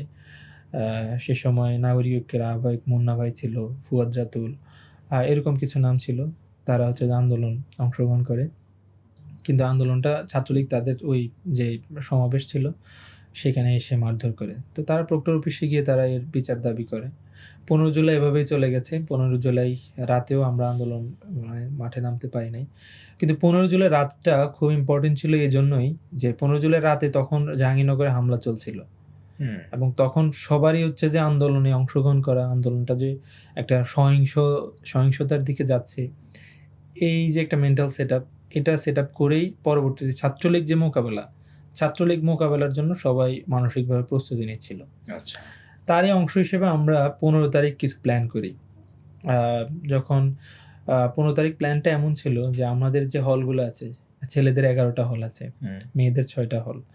তো হলগুলো কেন্দ্রিক আলাদা আলাদা করে একটা জমায়েত তৈরি করা। দেখা যাচ্ছে ছাত্রলীগের সেই সময়ে কিন্তু নেতাকর্মী বড় জোর 60-70 বা 100 হবে, বড় জোর 100 তাদের লোকবল আছে। কিন্তু তাদের হাতে যেটা আছে, তাদের আগ্নেয়াস্ত্র আছে, তাদের হাতে দেশীয় যে অস্ত্র এগুলো আছে। বড় জোর 100 ছিল। ক্ষমতাসীন পার্টির ছাত্র সংগঠন বড় জোর 100 ছিল সে সময় আর কি, রাজশাহী বিশ্ববিদ্যালয়ের কথা বলছি। কিন্তু তাদের যেটা ছিল সেটা হচ্ছে যে অস্ত্র ছিল, তাদের ভয়ভীতি দেখানোর জন্য বিশ্ববিদ্যালয় প্রশাসন ছিল, ক্ষমতা ছিল। এটাই অনেক বেশি অনেক সময় থ্রেটের কারণ ছিল। কিন্তু সবকিছুই তখন উপেক্ষা করে যখন ঢাকা বিশ্ববিদ্যালয়ে এরকম একটা ঘটনা ঘটালো, বাহিরের যে সন্ত্রাসী টোকাই যারা আছে তাদেরকে নিয়ে এসে যখন হামলা করলো, তখন আসলে এটার রেশ সারা দেশে ছড়িয়ে পড়ছে, রাজশাহী বিশ্ববিদ্যালয়ের ব্যতিক্রম হয় নাই। তখন আমরা রাতেই পরিকল্পনা করছিলাম। বলে রাখা ভালো, আমি 15 জুলাই আমি এবং ফাহিম 15 জুলাই আমরা ক্যাম্পাস থেকে চলে যাই। আমরা দুজনে জিয়া হলে থাকতাম। তো যখন আমরা বুঝতে পারি যে হামলা হচ্ছিল বা হবে, এর মধ্যেই হচ্ছে যে আমরা 15 জুলাই ক্যাম্পাস থেকে চলে যাই। হল ছেড়ে দিলাম 15 জুলাই বিকেলেই, আমি আর ফাহিম। তখন 16 জুলাইয়ের পূর্বে 15 জুলাই রাতে আমরা স্টেশন বাজার সংলগ্ন বিশ্ববিদ্যালয়ের একটা মেসে আশ্রয় নেই এবং ওই মেসে আমরা পরিকল্পনা করছিলাম। বিভিন্ন স্টেক হোল্ডার যারা আছে, ছাত্রী হলের যারা প্রতিনিধি আছে তাদের সাথে যোগাযোগ করছিলাম। আমরা বিশেষ করে বিশ্ববিদ্যালয়ের যে সম্মিলিত জায়গাগুলো যেমন আমির আলী হল, SM হল, লতিফ হল, এই 3টা হলকে নিয়ে একটা জমায়েত হওয়ার চিন্তা করছিলাম। এদিকে জোয়া হল, সোহরাওয়ার্দী, মাদার বক্স, এই 3টা হল নিয়ে একটা জমায়েত। জিয়া হল, হবিবুর হল নিয়ে একটা জমায়েত। এদিকে হচ্ছে যে বিজয় 24 হল, মতিহার এবং শেরেবাংলা, এই 3টা হল নিয়ে একটা জমায়েত। এরকম পৃথক পৃথক জমায়েতের চিন্তা করছিলাম। ওইদিকে যে ছাত্রীদের যে 6টি হল আছে, এই 6টি হল নিয়ে একটা জমায়েত হবে।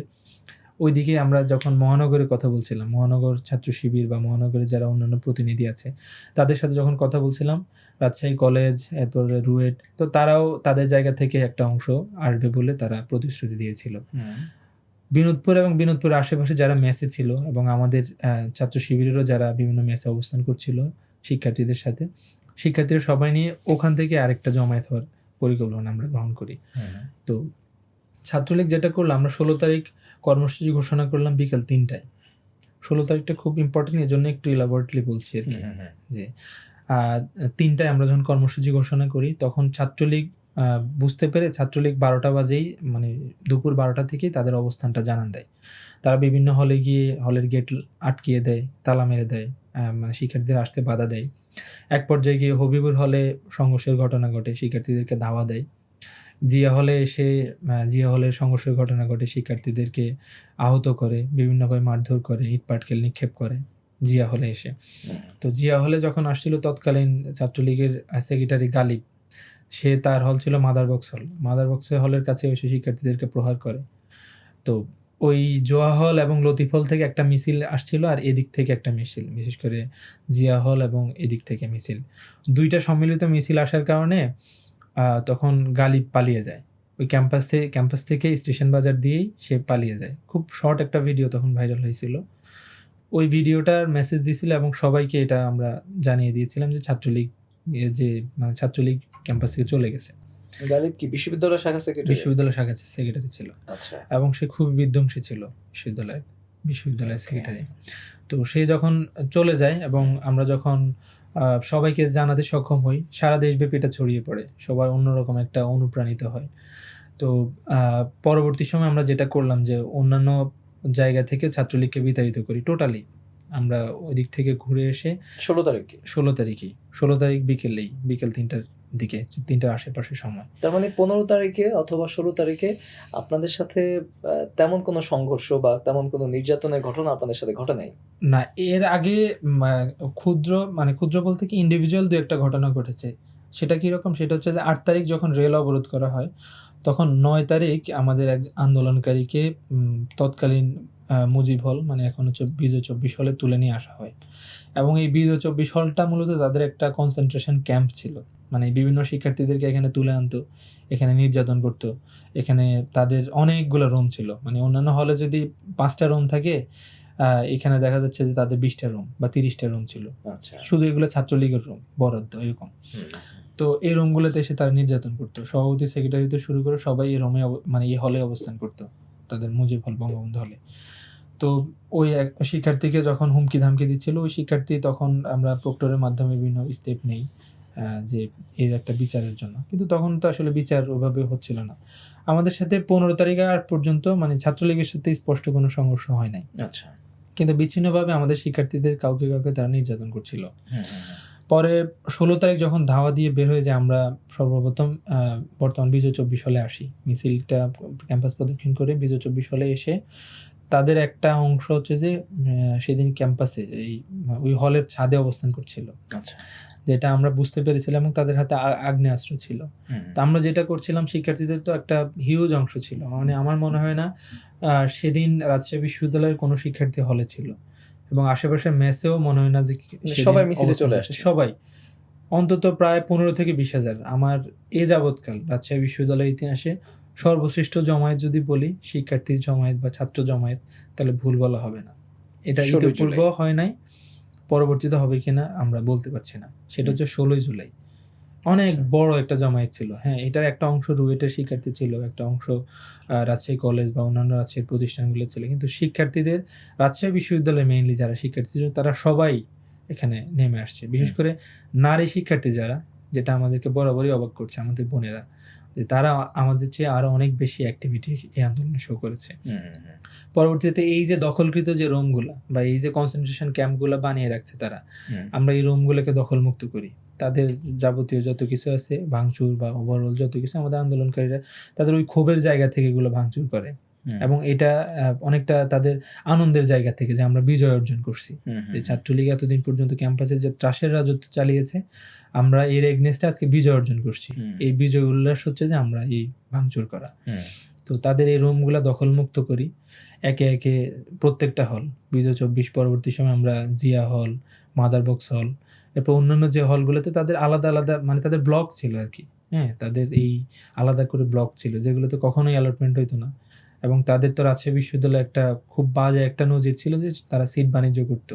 আচ্ছা। অন্যান্য ক্যাম্পাসের তুলনায় এটা আমাদের একটা মানে তাদের জন্য আর কি, ছাত্রলীগের জন্য একটা ইউনিক একটা আর কি, যে তারা এখানে সিট বাণিজ্য করতো। 10, 12, 15,000 টাকা, 20,000 টাকার বিনিময়ে তারা সিট বিক্রি করতো। ও, তো এই সিট বাণিজ্যটা অনেক বড় আকার ধারণ করছিল এই কারণেই। আচ্ছা। তো এগুলো আমরা আমাদের শিক্ষার্থীরা আমাদের যখন ক্ষোভের জায়গা ছিল আমরা দখলমুক্ত করলাম। সেই সময় মুজাহিদ ফয়সাল ভাই নামটা বারবার আসছে এজন্যই যে ভাই আন্দোলনটা বারবার বলছে যে সমন্বয় করছিল। তো মূলত এই যে যদিও তিনি সমন্বয়ক এই ট্যাগ বা এই পদবি আইডেন্টিটি তিনি নেননি, কিন্তু সত্যিকার অর্থে পুরো ক্যাম্পাসে আন্দোলনটাকে সমন্বয় করেছেন তিনি। হ্যাঁ, অবভিয়াসলি তিনি করছেন এবং সেটা অবশ্য ছাত্র শিবিরের অন্যান্য যারা ছিলেন তৎকালীন সভাপতি আব্দুল মোহাইমিন ভাইয়ের পরামর্শ ছিল বা অন্যান্য কেন্দ্রের যারা ছিল তাদের পরামর্শ ছিল। কেন্দ্রীয় তখন ছাত্র আন্দোলন সম্পাদক ছিল আমিরুল ভাই। তো ভাইয়ের ওভারঅল একটা পর্যবেক্ষণ ছিল। সেই সময় আমাদের একটা অংশকে এই রুম যে হল দখলমুক্ত করার জন্য আমাদের একটা অংশ গিয়ে সে সময় ভূমিকা রাখে। একে একে সব হল থেকে মূলত আমরা চেষ্টা করেছি আমরা দখলমুক্ত করার জন্য, কিন্তু আমরা যেটা পেয়েছি সেটা হচ্ছে যে ওই তাদের রুমগুলোতেই একাধিক মাদক পেয়েছি, মদের বোতল পেয়েছি, আমরা দেশীয় অনেক বড় বড় অস্ত্র পেয়েছি, ইভেন আমরা শর্ট গান পেয়েছি, পিস্তল পেয়েছি, এরপর বিভিন্ন যৌন উত্তেজক বিভিন্ন ওষুধপত্র পেয়েছি। মানে ওভারঅল এই বিশ্ববিদ্যালয়ের হলের এই হচ্ছে পরিস্থিতি, এই অবস্থা ছিল। এবং প্রায় প্রতিটা রুম থেকেই জয়েন্ট পাইপ, হকি স্টিক, রামদা যা যা আছে এই ধরনের যাবতীয় সব কিছুই আমরা ওদের রুমগুলো থেকে পেয়েছি। তো ওই দিনই আমরা এক গাদা অস্ত্র উদ্ধার করি। অস্ত্রগুলো আমরা ওই দিনই প্রশাসন এবং পুলিশের উপস্থিতিতে এগুলো হস্তান্তর করি বিভিন্ন হল থেকে আমরা। এবং ওই দিন 5 দফা দাবি দেওয়া হয়। 5 দফা দাবি দেওয়া হয় শিক্ষার্থীদের পক্ষ থেকে। কাদের উদ্দেশ্যে? সরকারকে? আপনার 5 দফা দাবি এর পরের দিন দেওয়া হয়। এর পরের দিন 16 তারিখ আমরা এভাবেই আমরা অবস্থান নিয়ে মোটামুটি যার যার জায়গা থেকে আন্দোলন সন্ধ্যা হয়ে যায়, এজন্য আমরা ওই দিনের মতো আন্দোলনটা সমাপ্ত করি। পথিমধ্যে তখন অবধি বাংলাদেশের অন্যান্য ক্যাম্পাস থেকে ম্যাক্সিমাম ক্যাম্পাস থেকে ছাত্রলীগ তখনও সরে যায় নাই। এর মধ্যে ঢাকা বিশ্ববিদ্যালয় ছিল। যদিও রাতভর সংঘর্ষের পরে জাহাঙ্গীরনগর বিশ্ববিদ্যালয়ের থেকে একটা অংশ ছাত্রলীগ তখন অবধি চলে যায়। পরবর্তীতে আমাদের ক্যাম্পাস থেকে আমরা ছাত্রলীগকে ওই দিনই বিতাড়িত করি বিকেলবেলা। তো ঢাকা বিশ্ববিদ্যালয় এরকমভাবেই তারা আমরা মনে করছি বা এটা আসলে আন্দোলনের একটা টার্নিং পয়েন্ট, যে ছাত্রলীগ পড়ে যাওয়া বা ছাত্রলীগকে ক্যাম্পাস থেকে উচ্ছেদ করা, এটা আলটিমেটলি হাসিনার পতনের একটা নামান্তর মাত্র। এক্স্যাক্টলি। পরবর্তী সময়ে দেখা যাচ্ছে ঢাকা বিশ্ববিদ্যালয় সহ বাংলাদেশের প্রায় সব ক্যাম্পাসে ওই দিন রাতে বা 17 জুলাই ছাত্রলীগকে ক্যাম্পাস থেকে একদম পুরো বিতাড়িত করা হয়। তাদের যে দখলকৃত রুমগুলো ছিল এগুলো দখলমুক্ত করা হয়। 17 জুলাই আমরা বরাবরের মতো আন্দোলন শুরু করি। আমাদের কয়েকটা হল আমরা এই কার্যক্রম করতে পারিনি, এর মধ্যে হবিবুর হল ছিল, আরও কয়েকটা হল ছিল, সোহরাওয়ার্দী হল ছিল। তো আমরা 17 জুলাই আমরা পরিপূর্ণভাবে দখলমুক্ত করার চেষ্টা করি। ওই দিনও আমরা প্রায় প্রতিটা রুম থেকে আমরা অস্ত্র পাচ্ছিলাম, অস্ত্রগুলো আবার ওই দিন দিলাম এবং সারাদিন আন্দোলন চলছিল। আমরা পরবর্তী 5 দফা ঘোষণা করলাম, 5 দফা দাবি, মানে আন্দোলন রাজশাহী বিশ্ববিদ্যালয় আন্দোলনরত শিক্ষার্থীদের পক্ষ থেকে। তো এই 5 দফা দাবির মধ্যে এমন ছিল যে ক্যাম্পাস খুলে দেওয়া এবং যে যারা এতদিন পর্যন্ত শিক্ষার্থীদেরকে নির্যাতন করছে ছাত্রলীগ, এদেরকে আইনের আওতায় নিয়ে আসা, এদের নামে আইনি ব্যবস্থা নেওয়া বিশ্ববিদ্যালয় প্রশাসনে। তো তৎকালীন প্রশাসন আলটিমেটলি তাদেরই ছিল এবং তারাই ফ্যাসিস্টের একটা ধারক বাহক উত্তরাধিকার ছিল বলা যায়। তো তারা এগুলো খুব একটা ভ্রুক্ষেপ করে নাই। 16 তারিখ রাতে একটা গুজব ছড়িয়ে দেওয়া হয়। মানে গুজবটা এমন ছিল যে একটা শর্ট ভয়েস ছিল, যে ভয়েসটাতে বলা হয় যে অনেক দেশীয় অস্ত্রধারী লোকজন, ছাত্রলীগের সন্ত্রাসী, যুবলীগ সন্ত্রাসী সবাই ক্যাম্পাসে ঢুকতেছে। আচ্ছা। এটার মূল উদ্দেশ্য ছিল যে আতঙ্ক ছড়িয়ে দেওয়া। আমাদের হলে রাজশাহী বিশ্ববিদ্যালয় হলগুলোতে প্রায় 5,500-6 হাজার শিক্ষার্থী অবস্থান করে। তো এই যে শিক্ষার্থীদের একটা বড় অংশ হলগুলোতে অবস্থান করে, মেসগুলোতে আছে। তো তাদেরকে যদি আতঙ্ক ছড়িয়ে দিয়ে ক্যাম্পাস থেকে বিতাড়িত করা যায় বা ক্যাম্পাস থেকে তারা যদি চলে যায়, তাহলে তারা ভাবছিল যে আন্দোলনটা হয়তো দমে যাবে, এরকম একটা চিন্তা ছিল। কিন্তু প্রশাসনের সাথে আমরা ইনস্ট্যান্ট যোগাযোগ করি যে আসলে এমন কিছু হয়েছে কিনা। তো ওনারা আমাদেরকে আশ্বস্ত করে, না এরকম কোনো কিছু হয়নি, এটা গুজব। তো আশ্বস্ত করার প্রেক্ষিতে আমাদের প্রশাসনের পক্ষ থেকে কিছু তাদের নির্লজ্জ ভূমিকা তো আছেই, এটা আস্তে হয়তো বলবো। কিন্তু সেই দিন রাতে আমাদের ছাত্রী হলে কিছু অনাকাঙ্ক্ষিত ঘটনা ঘটে। ছাত্রী হলের একটা হলের প্রভোস্ট তখন আমাদের যখন বোনেরা বলছিল যে আমাদের নিরাপত্তার কথা, নিরাপত্তার জন্য ম্যাডাম আপনাকে হলে অবস্থান করতে হবে সারা রাত। তো ওই ম্যাডাম হচ্ছে যে কোনো কিছু তোয়াক্কা না করে হচ্ছে যে উনি হচ্ছে চলে যায় এবং শিক্ষার্থীদেরকে উনি মানে খুব রাফ ভাষায় ব্যবহার করে আর কি, গালিগালাজ করে। তো এটা আমাদের জন্য অনেক প্যাথেটিক ছিল এবং এই যে ক্ষুদ্র ক্ষুদ্র বিষয়গুলো, এগুলাই মূলত আসলে প্রত্যেকে আরো জন্ম দিচ্ছিল, আরো বাড়িয়ে তুলছিল আর কি। 17 তারিখ গেল, 18 তারিখ ইতিমধ্যেই আমরা খবর পেলাম যে রংপুরে আবু সাইদ শাহাদাত বরণ করলেন, চট্টগ্রামে ওয়াসিম শান্ত শাহাদাত বরণ করলেন, আরও অনেকে শাহাদাত বরণ করলেন। এমনকি ঢাকা বিশ্ববিদ্যালয়ে যখন গায়েবানা জানাজা হলো, তখন ওই গায়েবানা জানাজাতেও হামলা করা হলো। এই প্রতিটা বিষয় আমাদেরকে অনেক বেশি ট্রিগার করছে।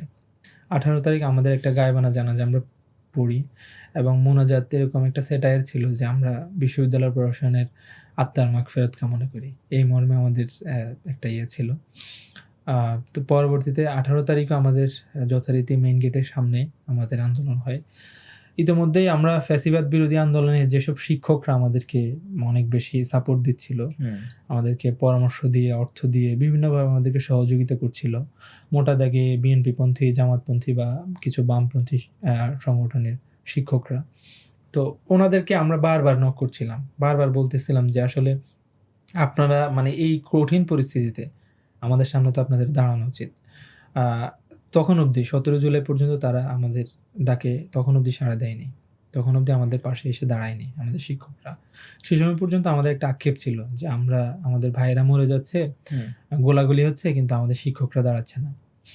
এর আগের দিন 17 তারিখ রাজশাহী বিশ্ববিদ্যালয়ে জোয়া চত্বরে জোয়া স্যারের কবরের উপর পুলিশের গোলাগুলি হয় এবং সেই ভিডিওটা অনেক বেশি ভাইরাল হয়েছিল। সেই সময় 3টা ক্যাম্পাসে একযোগে হামলা হয়, জাহাঙ্গীরনগর, রাজশাহী বিশ্ববিদ্যালয় এবং খুব সম্ভবত চট্টগ্রাম বিশ্ববিদ্যালয়, 3টা ক্যাম্পাসেই। যখন জোয়া স্যারের কবরের উপর হামলা ছিল, আমাদের আন্দোলনকারীদের ছত্রভঙ্গ করে দিচ্ছিল, মানে কঠিন গোলাগুলি হয়েছে, সাউন্ড গ্রেনেড বা যেভাবে ছত্রভঙ্গ করা যায় করেছে। ওখানে কিছু শিক্ষার্থী আহত হয়েছে, বিভিন্নভাবে আহত হয়েছে, কিন্তু নিহতের ঘটনা ঘটেনি। এই সবগুলো বিষয় আমাদেরকে ট্রিগার করে, আমাদের শিক্ষকদেরকে নাড়িয়ে দেয়। তখন 18 তারিখ সর্বপ্রথম শিক্ষকরা আমাদের পাশে এসে দাঁড়ায়। আচ্ছা, বিশ্ববিদ্যালয়ে যারা শিক্ষক সমাজ আছে, জাতীয়তাবাদী শিক্ষক ফোরাম বা অন্যান্য যারা আছে, সাদা দলের শিক্ষকরা যারা আছে তারা এবং অন্যান্য শিক্ষক নেটওয়ার্কে যারা টিচার আছে, সবাই মিলে হচ্ছে আমাদের পাশে এসে দাঁড়ায়। এবং ওনাদের নেতৃত্ব দিচ্ছিলেন যে সালেহ হাসান নকিব স্যার, যিনি আমাদের সদ্য বিদায়ী উপাচার্য ছিলেন। নকিব স্যারের নেতৃত্বে তখন আন্দোলনে সবাই অংশগ্রহণ করে এবং আন্দোলনের ব্যানারটা ছিল যে নিপীড়ন বিরোধী ছাত্র শিক্ষক ঐক্য, এই নামে, নিপীড়ন বিরোধী ছাত্র শিক্ষক ঐক্য। সেটা আমাদের বুদ্ধিজীবী চত্বরে অনুষ্ঠিত হয়। তো 18 তারিখ আমাদের এই কর্মসূচিতে সর্বপ্রথম তৎকালীন ছাত্র উপদেষ্টা এবং প্রক্টর এরা এসে বাধার সৃষ্টি করে। কিরকম বাধার সৃষ্টি করে? এরা শিক্ষকদেরকে ওখান থেকে চলে যেতে বলে, মানে যে কোনোভাবে এখান থেকে চলে যেতে বলে। কিন্তু আমাদের কিছু মানে দৃঢ়চেতা শিক্ষক ছিল যারা আমাদের পাশে এসে দাঁড়িয়েছিলেন। তো তাদের জায়গা থেকে এটা মোকাবেলা করছেন। নকিব স্যার বা বর্তমান ভিসি বা প্রভিসি যারা আছেন তারাও সে সময় ছিলেন। তারা এটাকে হতে দেন নাই এবং তারা এক পর্যায়ে কর্মসূচিটা সফল করেন। 18 তারিখ শেষে 18 তারিখ সন্ধ্যা থেকেই তো একটা ইন্টারনেট ব্ল্যাকআউট চলছিল। 18-19 ইন্টারনেট ব্ল্যাকআউট, 20 তারিখও সেম। তেমন কোনো খুব একটা খোঁজখবর পাচ্ছিলাম না। আমরা সে সময় আমি এবং ফাহিম রেজা একটা জায়গায় অবস্থান করছিলাম, আর আমাদের অন্যান্য যারা আন্দোলনকারী সালাউদ্দিন আম্মার সহ অন্যান্য যারা, তারা অন্য একটা জায়গায় অবস্থান করছিল। তো সে সময় 22 তারিখ পর্যন্ত ইন্টারনেট তখনও শিথিল হয়নি আর কি। ঢাকা থেকে একটা টিম পাঠানো হয় এই যে মধ্যবর্তী সময়টাতে যখন সারা দেশে ইন্টারনেট ব্ল্যাকআউট চলছে। ওই টিমটার মূলত কাজ ছিল যে, যেহেতু রাজশাহী পদ্মা নদীর পাশে, পদ্মার কোল ঘেঁষে, তো সেখানে ভারতের কিছু সিমের নেটওয়ার্ক পাওয়া যায়। আচ্ছা, ওই সিমের নেটওয়ার্ক ইউজ করে এই তথ্যগুলা বা এই আন্দোলনের খবরগুলা বিশ্ব মিডিয়াতে পৌঁছায় দেওয়া, বিভিন্ন মিডিয়া হাউস, বিভিন্ন হিউম্যান রাইটস অর্গানাইজেশন, বিভিন্ন বড় বড় যারা অ্যাক্টিভিস্ট আছে, বিভিন্ন স্পোর্টস পার্সন আছে, সবাইকে পৌঁছায় দেওয়া। এই কাজটা মূলত কেন্দ্রীয় ছাত্র শিবিরের একটা টিম ছিল এবং আমাদের রাজশাহী বিশ্ববিদ্যালয় শিবিরের একটা টিম হচ্ছে সে সময় কাজ করছিল। সেটা ইন্টারনেট ব্ল্যাকআউটের এই সময়টাতেই। এবং সে সময় এই কাজটা ওনারা করছিল যে ইন্ডিয়ান সিমের যে নেটওয়ার্ক, এই নেটওয়ার্কটা ইউজ করে। আচ্ছা, পরবর্তীতে 22 তারিখ শেষ হলো, 23 তারিখ নাগাদ আমরা হচ্ছে যে আমরা ওইখান থেকে উইথড্র করে নিই। আমরা তখন আমি যে ম্যাচটাতে অবস্থান করছিলাম ওই ম্যাচ থেকে এসে আমাদের একটা টিচারের বাসায় উঠি, আমাদের গোলাম কিবরিয়া ফেরদৌস স্যারের বাসায় আমরা আশ্রয় নেই। এবং আমাদের স্যাররা আসলে এই জায়গা থেকে অনেক বেশি আন্তরিকতা আমাদেরকে দেখিয়েছেন আর কি। সে সময় আমাদেরকে রাখা মানে হচ্ছে অনেক ঝুঁকি নেওয়া, এবং আমরা যেহেতু টার্গেট লিস্টে ছিলাম, অনেক বেশি ঝুঁকি নেওয়ার একটা কাজ ছিল। তো যখন ইন্টারনেট স্বাভাবিক হচ্ছিল তখন আমরা স্যারের বাসায় আসার সাথে সাথেই আমাকে এবং ফাহিমকে ডিজিএফআই থেকে কল দেয়। আচ্ছা, ডিজিএফআই থেকে কল দেয়, আমরা কল রিসিভ করে নিই, হোয়াটসঅ্যাপে নক করি। তো সামহাও আমরা ওয়াইফাই চালাচ্ছিলাম, কিন্তু তাও ওয়াইফাই কোনোভাবে আমাদের অবস্থান খুঁজে বের করতে পারবে কিনা এই জন্য আমরা ওই দিন রাতেই আমাদের অবস্থান আবার চেঞ্জ করি। আমরা আমাদের আরেক টিচার, আমাদের জামিউল ইসলাম স্যার, সমাজকর্মের শিক্ষক, আমার শিক্ষক, তো ওনার বাসায় চলে যাই আমি, ফাহিম এবং রাশেদ রাজন ভাই মূলত আমাদের আন্দোলনের সেন্ট্রালের সাথে যে একটা সমন্বয়, সেন্ট্রালের সাথে কথাবার্তা, বা একজন যিনি বাম ঘরানার মানুষজনের সাথে যোগাযোগ আছে, যার আসলে আমাদের সাথে যোগাযোগ আছে, বা সবার সাথে যার যোগাযোগ আছে, এরকম একজন মানুষ ছিলেন হচ্ছে যে রাশেদ রাজন ভাই। তো উনি মূলত এই যে ক্যাম্পাসের যারা আছে তাদেরকে মূলত সমন্বয় করছিলেন। এবং আন্দোলনটা তো আর এক জায়গায় ছিল না তখন। আমরা যখন ইন্টারনেট স্বাভাবিক হচ্ছিল তখন আসলে লাশের পর লাশ দেখতে পাচ্ছিলাম, হেলিকপ্টার গুলি দেখতে পাচ্ছিলাম, যে এখানে অসংখ্য ঘটনা আমরা তখন দেখে আর কোনো অবস্থাতেই আমরা স্থির থাকতে পারছিলাম না। প্রতিমধ্যেই তো এই 4টা দিন যখন আসলে ইন্টারনেট ছিল না, এই সময়টাতে আপনারা জাস্ট আত্মগোপনে ছিলেন, এবং তখন বিশ্ববিদ্যালয়ে সেই অর্থে কোনো প্রতিবাদ বা কোনো আন্দোলন হয়নি, সবাই যার মতো করে। হ্যাঁ, এবং সেই সময় তো কারফিউ চলছিল, সেখানে বের হওয়ারও কোনো প্রোগ্রাম ছিল না। তো পরবর্তীতে যখন 23 তারিখ আমরা প্রতিদিন রাতে আমরা আমাদের অবস্থান পরিবর্তন করছিলাম, এবং অবস্থানটা আমরা দেখা যাচ্ছে যে একজন শিক্ষকের বাসা থেকে আরেকজন শিক্ষকের বাসায় যাচ্ছিলাম, এবং ওনারা আমাদেরকে যথাসাধ্য সাপোর্ট দেয়া, হেল্প করা, এটা করছিল। পরে আমরা আমাদের একজন স্যারের বাসায় 24 তারিখ আমরা এই যে নতুনভাবে আসলে কি করা যায়, আন্দোলনটা তো এখন যে পর্যায়ে আসছে, এটা তো আর কোটার সাথে আর কোনো সংশ্লিষ্টতা নাই। এটা অলরেডি এখন হয়ে গেছে কি, আমার ভাইকে যে হত্যা করা হয়েছে, শহীদ করা হয়েছে, এটার বিনিময়টা আসলে কি, এইটার প্রশ্ন হয়ে দাঁড়িয়েছে। তখন আমরা আমাদের ইন্টারনাল বডিতে আলোচনা করতেছিলাম, ভাই মুজাহিদ ভাইয়ের সাথে কথা হচ্ছিল যে আসলে কি করতে পারি। এখন তো আর কোটার মধ্যে তো আর আন্দোলন নাই, এবং তখন কারফিউ চলছিল। প্রতিমধ্যে খবর পেলাম যে কেন্দ্রীয় যারা সমন্বয়ক ছিল, এর মধ্যে আসিফ মাহমুদ বা নাহিদ ইসলাম, ওনাদেরকে গ্রেপ্তার করা হয়, ওনাদেরকে গুম করা হয় কিছুদিনের জন্য। এবং তার গ্রেপ্তারের পরবর্তী সময় তাদেরকে অনেক বেশি টর্চার করা হয়। হুম। ডিবি অফিসে তুলে নিয়ে যাওয়া হয়। এই কয়েকদিনের মধ্যে এই ঘটনাগুলো ঘটতেছে। 24 তারিখ আমরা যখন বসে নতুনভাবে সমন্বয়ক লিস্ট তৈরি করছিলাম, সেটা তখন আমাদের আরবি ডিপার্টমেন্টের জাহিদ স্যারের বাসায় বসে। সমন্বয়ক লিস্টটা এরকম ছিল যে আমরা চেষ্টা করছিলাম যে আন্দোলনটা মানে শিক্ষার্থীদের আন্দোলন, এটা এখন অবধি আমরাই বলি যে শিক্ষার্থীদের যে একটা অংশগ্রহণ, অনেক বেশি যে অংশগ্রহণ, এটাকে আমরা এখন অবধি অ্যাকনোলেজ করি। তখন আমরা করছিলাম যে শিক্ষার্থীদের আন্দোলনই হিসেবে এটা থাক। কিন্তু যেহেতু আন্দোলনটা অর্গানাইজ করা, সমন্বয় করা আমাদের একটা ভূমিকা ছিল, সেটা আমরা চেষ্টা করছিলাম আন্দোলনটা যেন রাইট ট্র্যাকে থাকে, আন্দোলনটা কোনোভাবেই যেন বিচ্যুত না হয়ে যায় বা এমন কারো কাছে যেন না যায় যারা আন্দোলনটাকে অচিরেই এটাকে বিক্রি করে দেবে। এইরকম একটা ঘটনা আমাদের রাজশাহী বিশ্ববিদ্যালয়ে ঘটেছে। 24 তারিখ যখন আমরা বসছিলাম, বিভিন্ন স্টেক হোল্ডার, বিভিন্ন বাম রাজনৈতিক সংগঠন, ছাত্র অধিকার পরিষদ, এরপর হচ্ছে যে অন্যান্য যারা আছে, বিভিন্ন ক্লাব অ্যাক্টিভিস্ট, বিভিন্ন ক্যাম্পাসে পরিচিত মুখ আন্দোলনের, সবার সাথে আমরা যোগাযোগ করার চেষ্টা করি। কিন্তু তো সেই ক্রুশাল মোমেন্টে সবাই আসলে নিজের নাম লেখাইতে, বিশেষ করে সমন্বয়ক পরিষদের নাম লেখাইতে সম্মতি দেয় নাই। সেটা বিভিন্ন কারণে হয়তো দেয় নাই, তার ফ্যামিলি বাস্তবতার কারণে, পারিপার্শ্বিক অবস্থানের কারণে হইতে পারে। কিন্তু আমরা এরকম মানুষ খুঁজে পাই নাই। ব্যাপারটা তো এমন ছিল যে তখন সেটা মৃত্যুপরণায় নিজের নাম লেখানোর মতো ছিল। এক্স্যাক্টলি। তখন আসলে আন্দোলনের নেতৃত্ব দেওয়া তো দূরের কথা, জাস্ট নাম থাকাটাও তার পরবর্তী জীবনের জন্য অনেক বেশি রিস্ক ছিল। এই রিস্ক নিয়ে আমরা 17 জন মানুষকে খুঁজে পাই। এর মধ্যে একটা অংশ রাজনৈতিক ছিল, যেমন সমাজতান্ত্রিক ছাত্র ফ্রন্টের আহ্বায়ক ফুয়াদ রাতুল, ছাত্র অধিকার পরিষদের আহ্বায়ক মেহেদি মারুফ, এরপর হচ্ছে ছাত্র ইউনিয়নের তখন আতাউল্লাহ, এরকম যেমন কিছু মানুষ ছিল। তেমনি ভাবে আমাদের ছাত্র শিবির থেকে নওশাদ জামান ভাই ছিল, যিনি পরবর্তী প্রচার সম্পাদক হলেন, আমি ছিলাম, এরপর হচ্ছে ফাহিম রেজা, ওভারঅল আরো অনেকেই ছিল। তো এরকম একটা কম্বিনেশন ছিল আন্দোলনটাতে, একটা কম্বিনেশন, যেহেতু একটা জাতীয় স্বার্থ, এই কম্বিনেশনটা আমরা বজায় রাখার চেষ্টা করেছি। কিন্তু 25 জুলাই এসে একটা খুবই অনাকাঙ্ক্ষিত ঘটনা ঘটলো। এই যে মধ্যখানের যে 18 সদস্যের একটা কমিটি, এই কমিটিতে যে কজন মানুষ পরিচালনা করছিল, এর মধ্যে একটা অংশ তারা 25 জুলাই এসে হঠাৎ করে সেন্ট্রাল লাইব্রেরির সামনে ঘোষণা দেয় যে রাজশাহী বিশ্ববিদ্যালয় আন্দোলন আমরা স্থগিত ঘোষণা করলাম।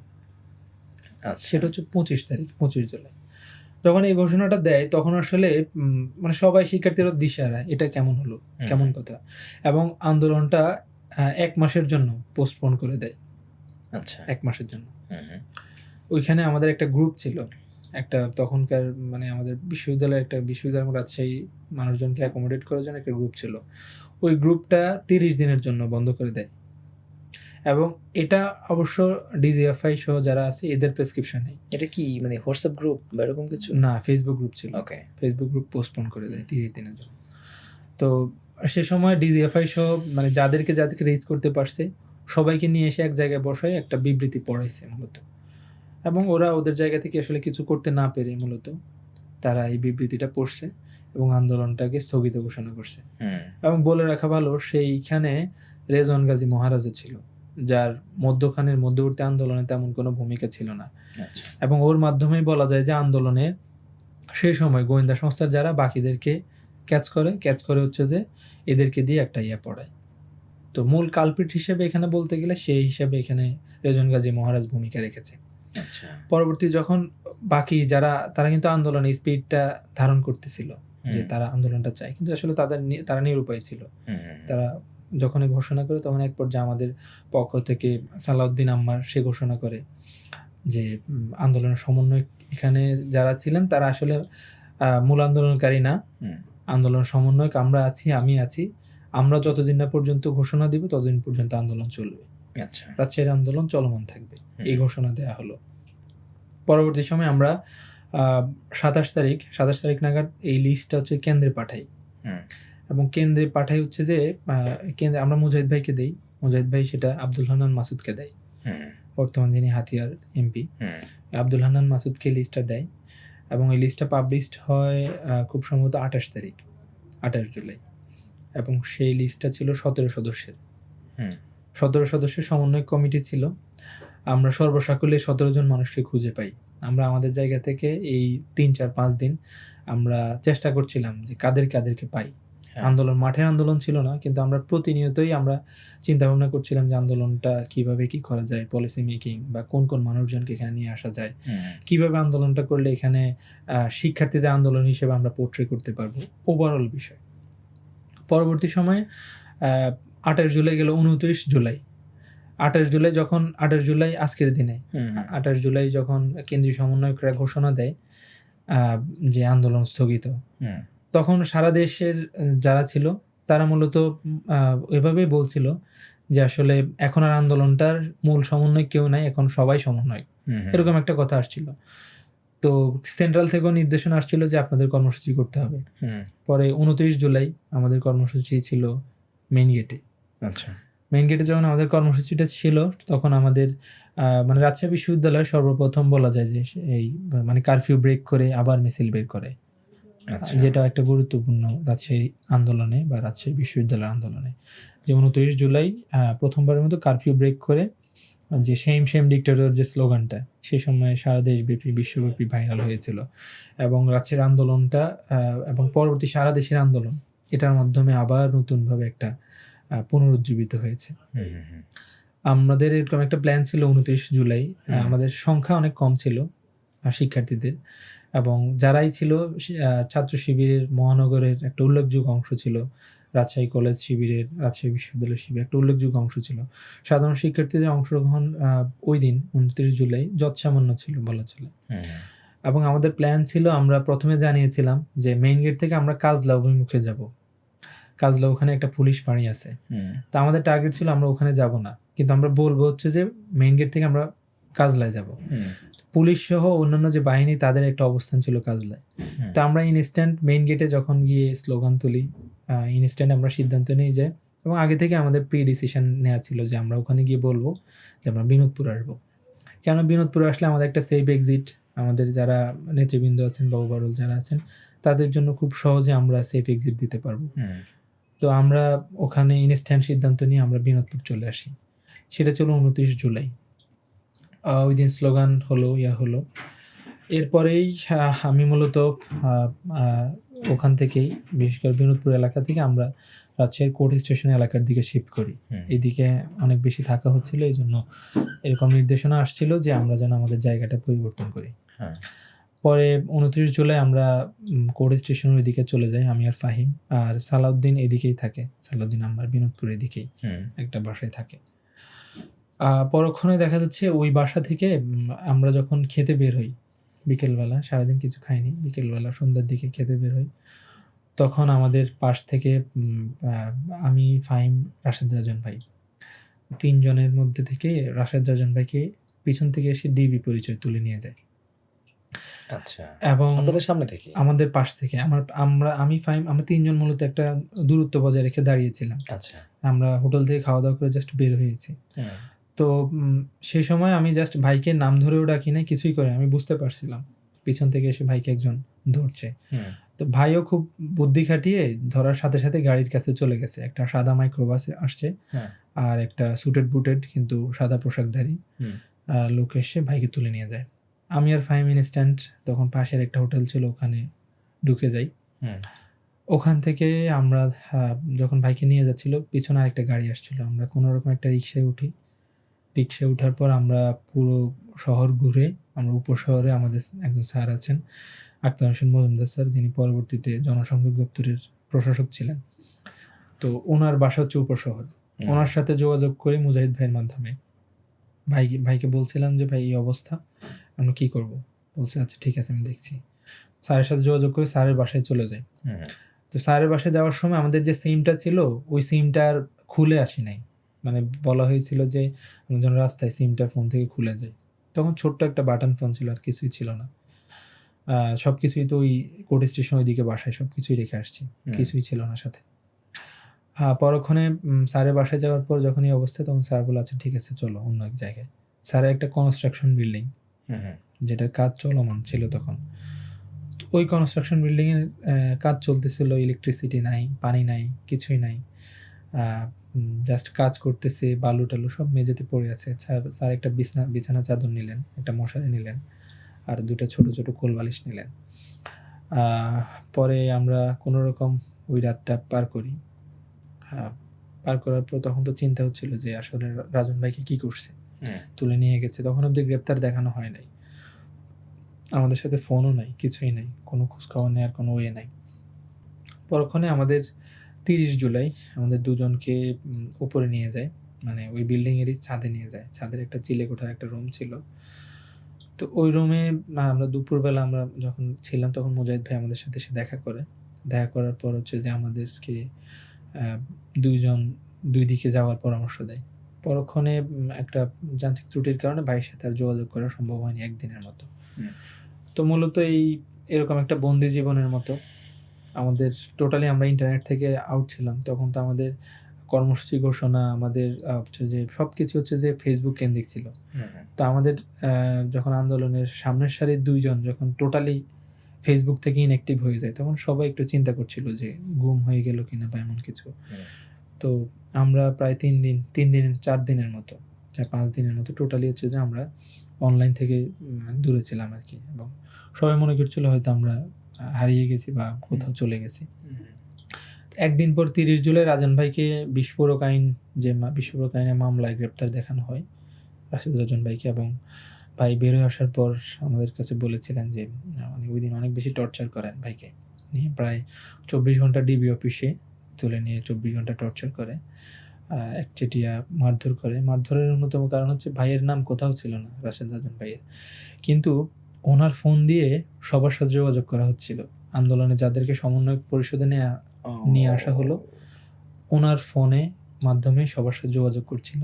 বা আমার একটা ফোন, মানে আমি কোথাও কথা বলবো, আমি ভাইয়ের ফোনে কথা বলছি, ফাহিম কথা বলবে ভাইয়ের ফোনে, এই করে ওরা এটা ট্রেস করে ভাইকে ধরে ফেলে। ধরার পর হচ্ছে যে আমরা তো ওখানেই ছিলাম। এবং 31 তারিখ যখন 1 তারিখ পর্যন্ত আমরা ওই উপসের ওই কনস্ট্রাকশন বিল্ডিংয়ের যে ছাদ চিলে কোঠায় ছিলেন। হ্যাঁ, ওই চিলে কোঠায় অবস্থান করছিলাম। এর মধ্যে আমাদের একটা কর্মসূচি ছিল কোর্ট অবরোধ, সেটা 31 জুলাই ছিল। আর এর মধ্যে 30 জুলাই হচ্ছে আমাদের শিক্ষকরা আবার আমাদের দ্বিতীয়বার মতো দাঁড়ায়। শিক্ষকরা 30 বা 31 জুলাই, আচ্ছা, এরকম শিক্ষকরা দাঁড়ায়। এবং কোর্ট অবরোধ 2টা কর্মসূচি ছিল। ওই কোর্ট অবরোধ যখন কর্মসূচিটা ছিল তখন আসলে ওইখান থেকে আমাদের অনেক শিক্ষার্থীকে গ্রেপ্তার করে। তখনকার পুলিশ সহ যৌথ বাহিনী যারা তারা ছিলেন, অসংখ্য ভাইকে গ্রেপ্তার করে। আর হচ্ছে যে শিক্ষকদের ওইটার পরবর্তীতে দেখা যাচ্ছে প্রতিক্রিয়া হিসেবে তখন সেই সময় যে প্রগতিশীল শিক্ষক সমাজ, যেটা মুক্তিযুদ্ধ এবং গণতান্ত্রিক মূল্যবোধে বিশ্বাসী, এরকম যে প্রগতিশীল শিক্ষক সমাজ, আওয়ামী এবং বামদের একটা অংশ মিলে যেটা ছিল, ওরা মূলত আমাদের প্যারিস রোডে দাঁড়ায়। তারা স্পষ্ট ঘোষণা দেয় যে আমরা, মানে আমাদেরকে সন্ত্রাসী হিসেবে ঘোষণা দেয় শিক্ষার্থীদেরকে যারা আন্দোলন করছে। আচ্ছা। তো সেই সময় এটাও অনেক বেশি ট্রিগার করে, মানে যাই করছিল অনেক আমাদের বেশি করতেছিল আর কি। সেটা পরবর্তী সময় আমরা 1 তারিখ চূড়ান্তভাবে আমরা পরিকল্পনা গ্রহণ করি যে আন্দোলন কোত্থেকে, মানে কই যাবে না যাবে। ইতিমধ্যে যখন এত হত্যা এত কিছু যাচ্ছিল, সেন্ট্রালিও আমাদের নির্দেশনা আসছিল যে আন্দোলন তো থামার কোনো ওয়েই নাই, অপশনই নাই, বরঞ্চ এটা আর অনেক দূরে এগিয়ে নিয়ে যেতে হবে। এবং অনেকে বলাবলি করছিল এই আর হয়তো অল্প কিছুদিন। তো পরবর্তী সময় আমরা সেই সময় রাজশাহী কলেজের যারা নেতৃবৃন্দ ছিল, রাজশাহী মহানগরের নেতৃবৃন্দ, বিশ্ববিদ্যালয়ের নেতৃবৃন্দ, সবাইকে নিয়ে আমরা অনলাইনে একটা মিটিং করি। অনলাইন মিটিংয়ে সেই সময় মহিন ভাই ছিল আবি সভাপতি হিসেবে, মুজাহিদ ফয়সাল ভাই রাজশাহী মহানগর সভাপতি ছিলেন, সিপাত ভাই, এবং তখনকার সাংগঠনিক সম্পাদক যিনি পরবর্তীতে শাহাদাত বরণ করেন, আলী রায়হান ভাই, ওই মিটিংয়ে উপস্থিত ছিলেন। অনলাইনে মিটিংটা হয়। আরও আন্দোলনত বিভিন্ন প্রতিষ্ঠানে যারা ছিল, রাজশাহী কলেজ থেকে ছিল, Rajshahi new government degree college থেকে ছিল। ওভারঅল আমরা একটা জায়গায় এসে পরিকল্পনা গ্রহণ করি। তো সর্বশেষ আমাদের এরকম হয় যে 3 তারিখ আমরা পুনরায় মাঠের আন্দোলনে নামবো। 3 তারিখ, এর আগ পর্যন্ত আমাদের যত শক্তি সামর্থ্য আমরা এটা সঞ্চয় করে 3 তারিখ চূড়ান্ত আন্দোলনে নামবো। ইতিমধ্যেই রাজশাহী বিশ্ববিদ্যালয়ের সহ প্রায় সব ক্যাম্পাসই বন্ধ, হলগুলো ভ্যাকেন্ট করে দেওয়া হয়েছে।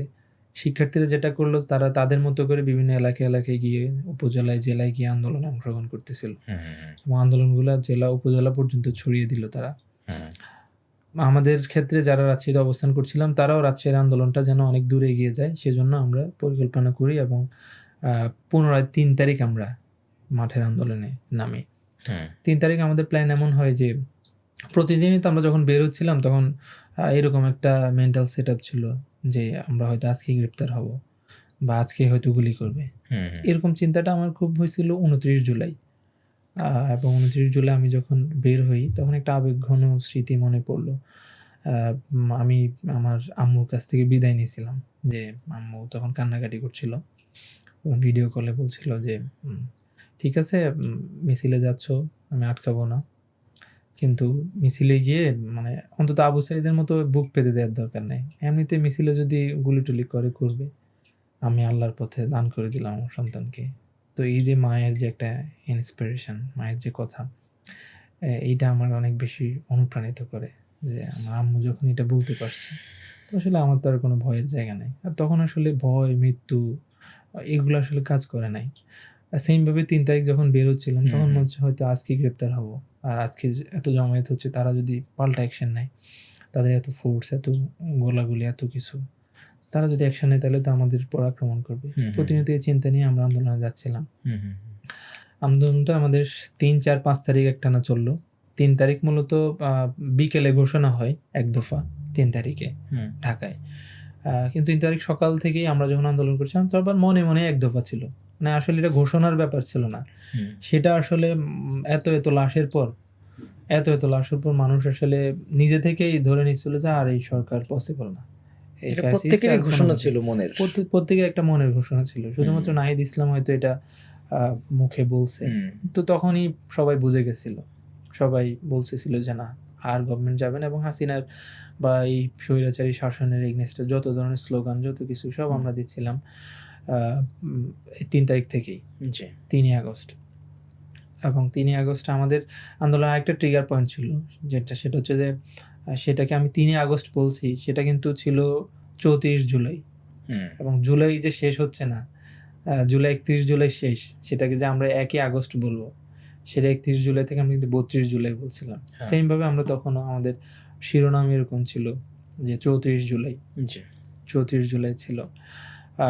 পরবর্তীতে আমাদের তালাইমারি পয়েন্টে আমাদের আন্দোলনটা হয়, রাজশাহীর তালাইমারি। এখানে যারা শহরের প্রতিষ্ঠান, শিক্ষা প্রতিষ্ঠান এবং বিশ্ববিদ্যালয়ের উইড যেন সবাই যেন আসতে পারে, এই জন্য একটা পয়েন্ট নির্ধারণ করা হয়, সেটা হচ্ছে তালাইমারি।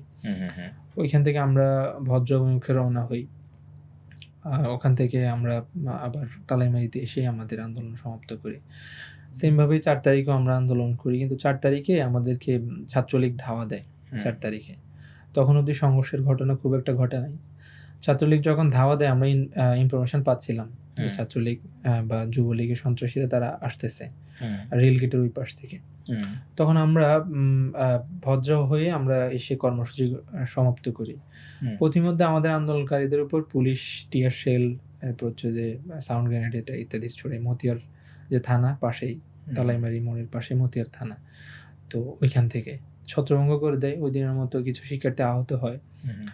পরে আমরা চূড়ান্তভাবে সিদ্ধান্ত নিই 5 তারিখে, এবং 4 তারিখে রাতেই তো ঘোষণা আসে, যে 4 তারিখ রাতেই ঘোষণা আসে যে মানে পরশু নয়, আগামীকালই হচ্ছে যে লং মার্চ।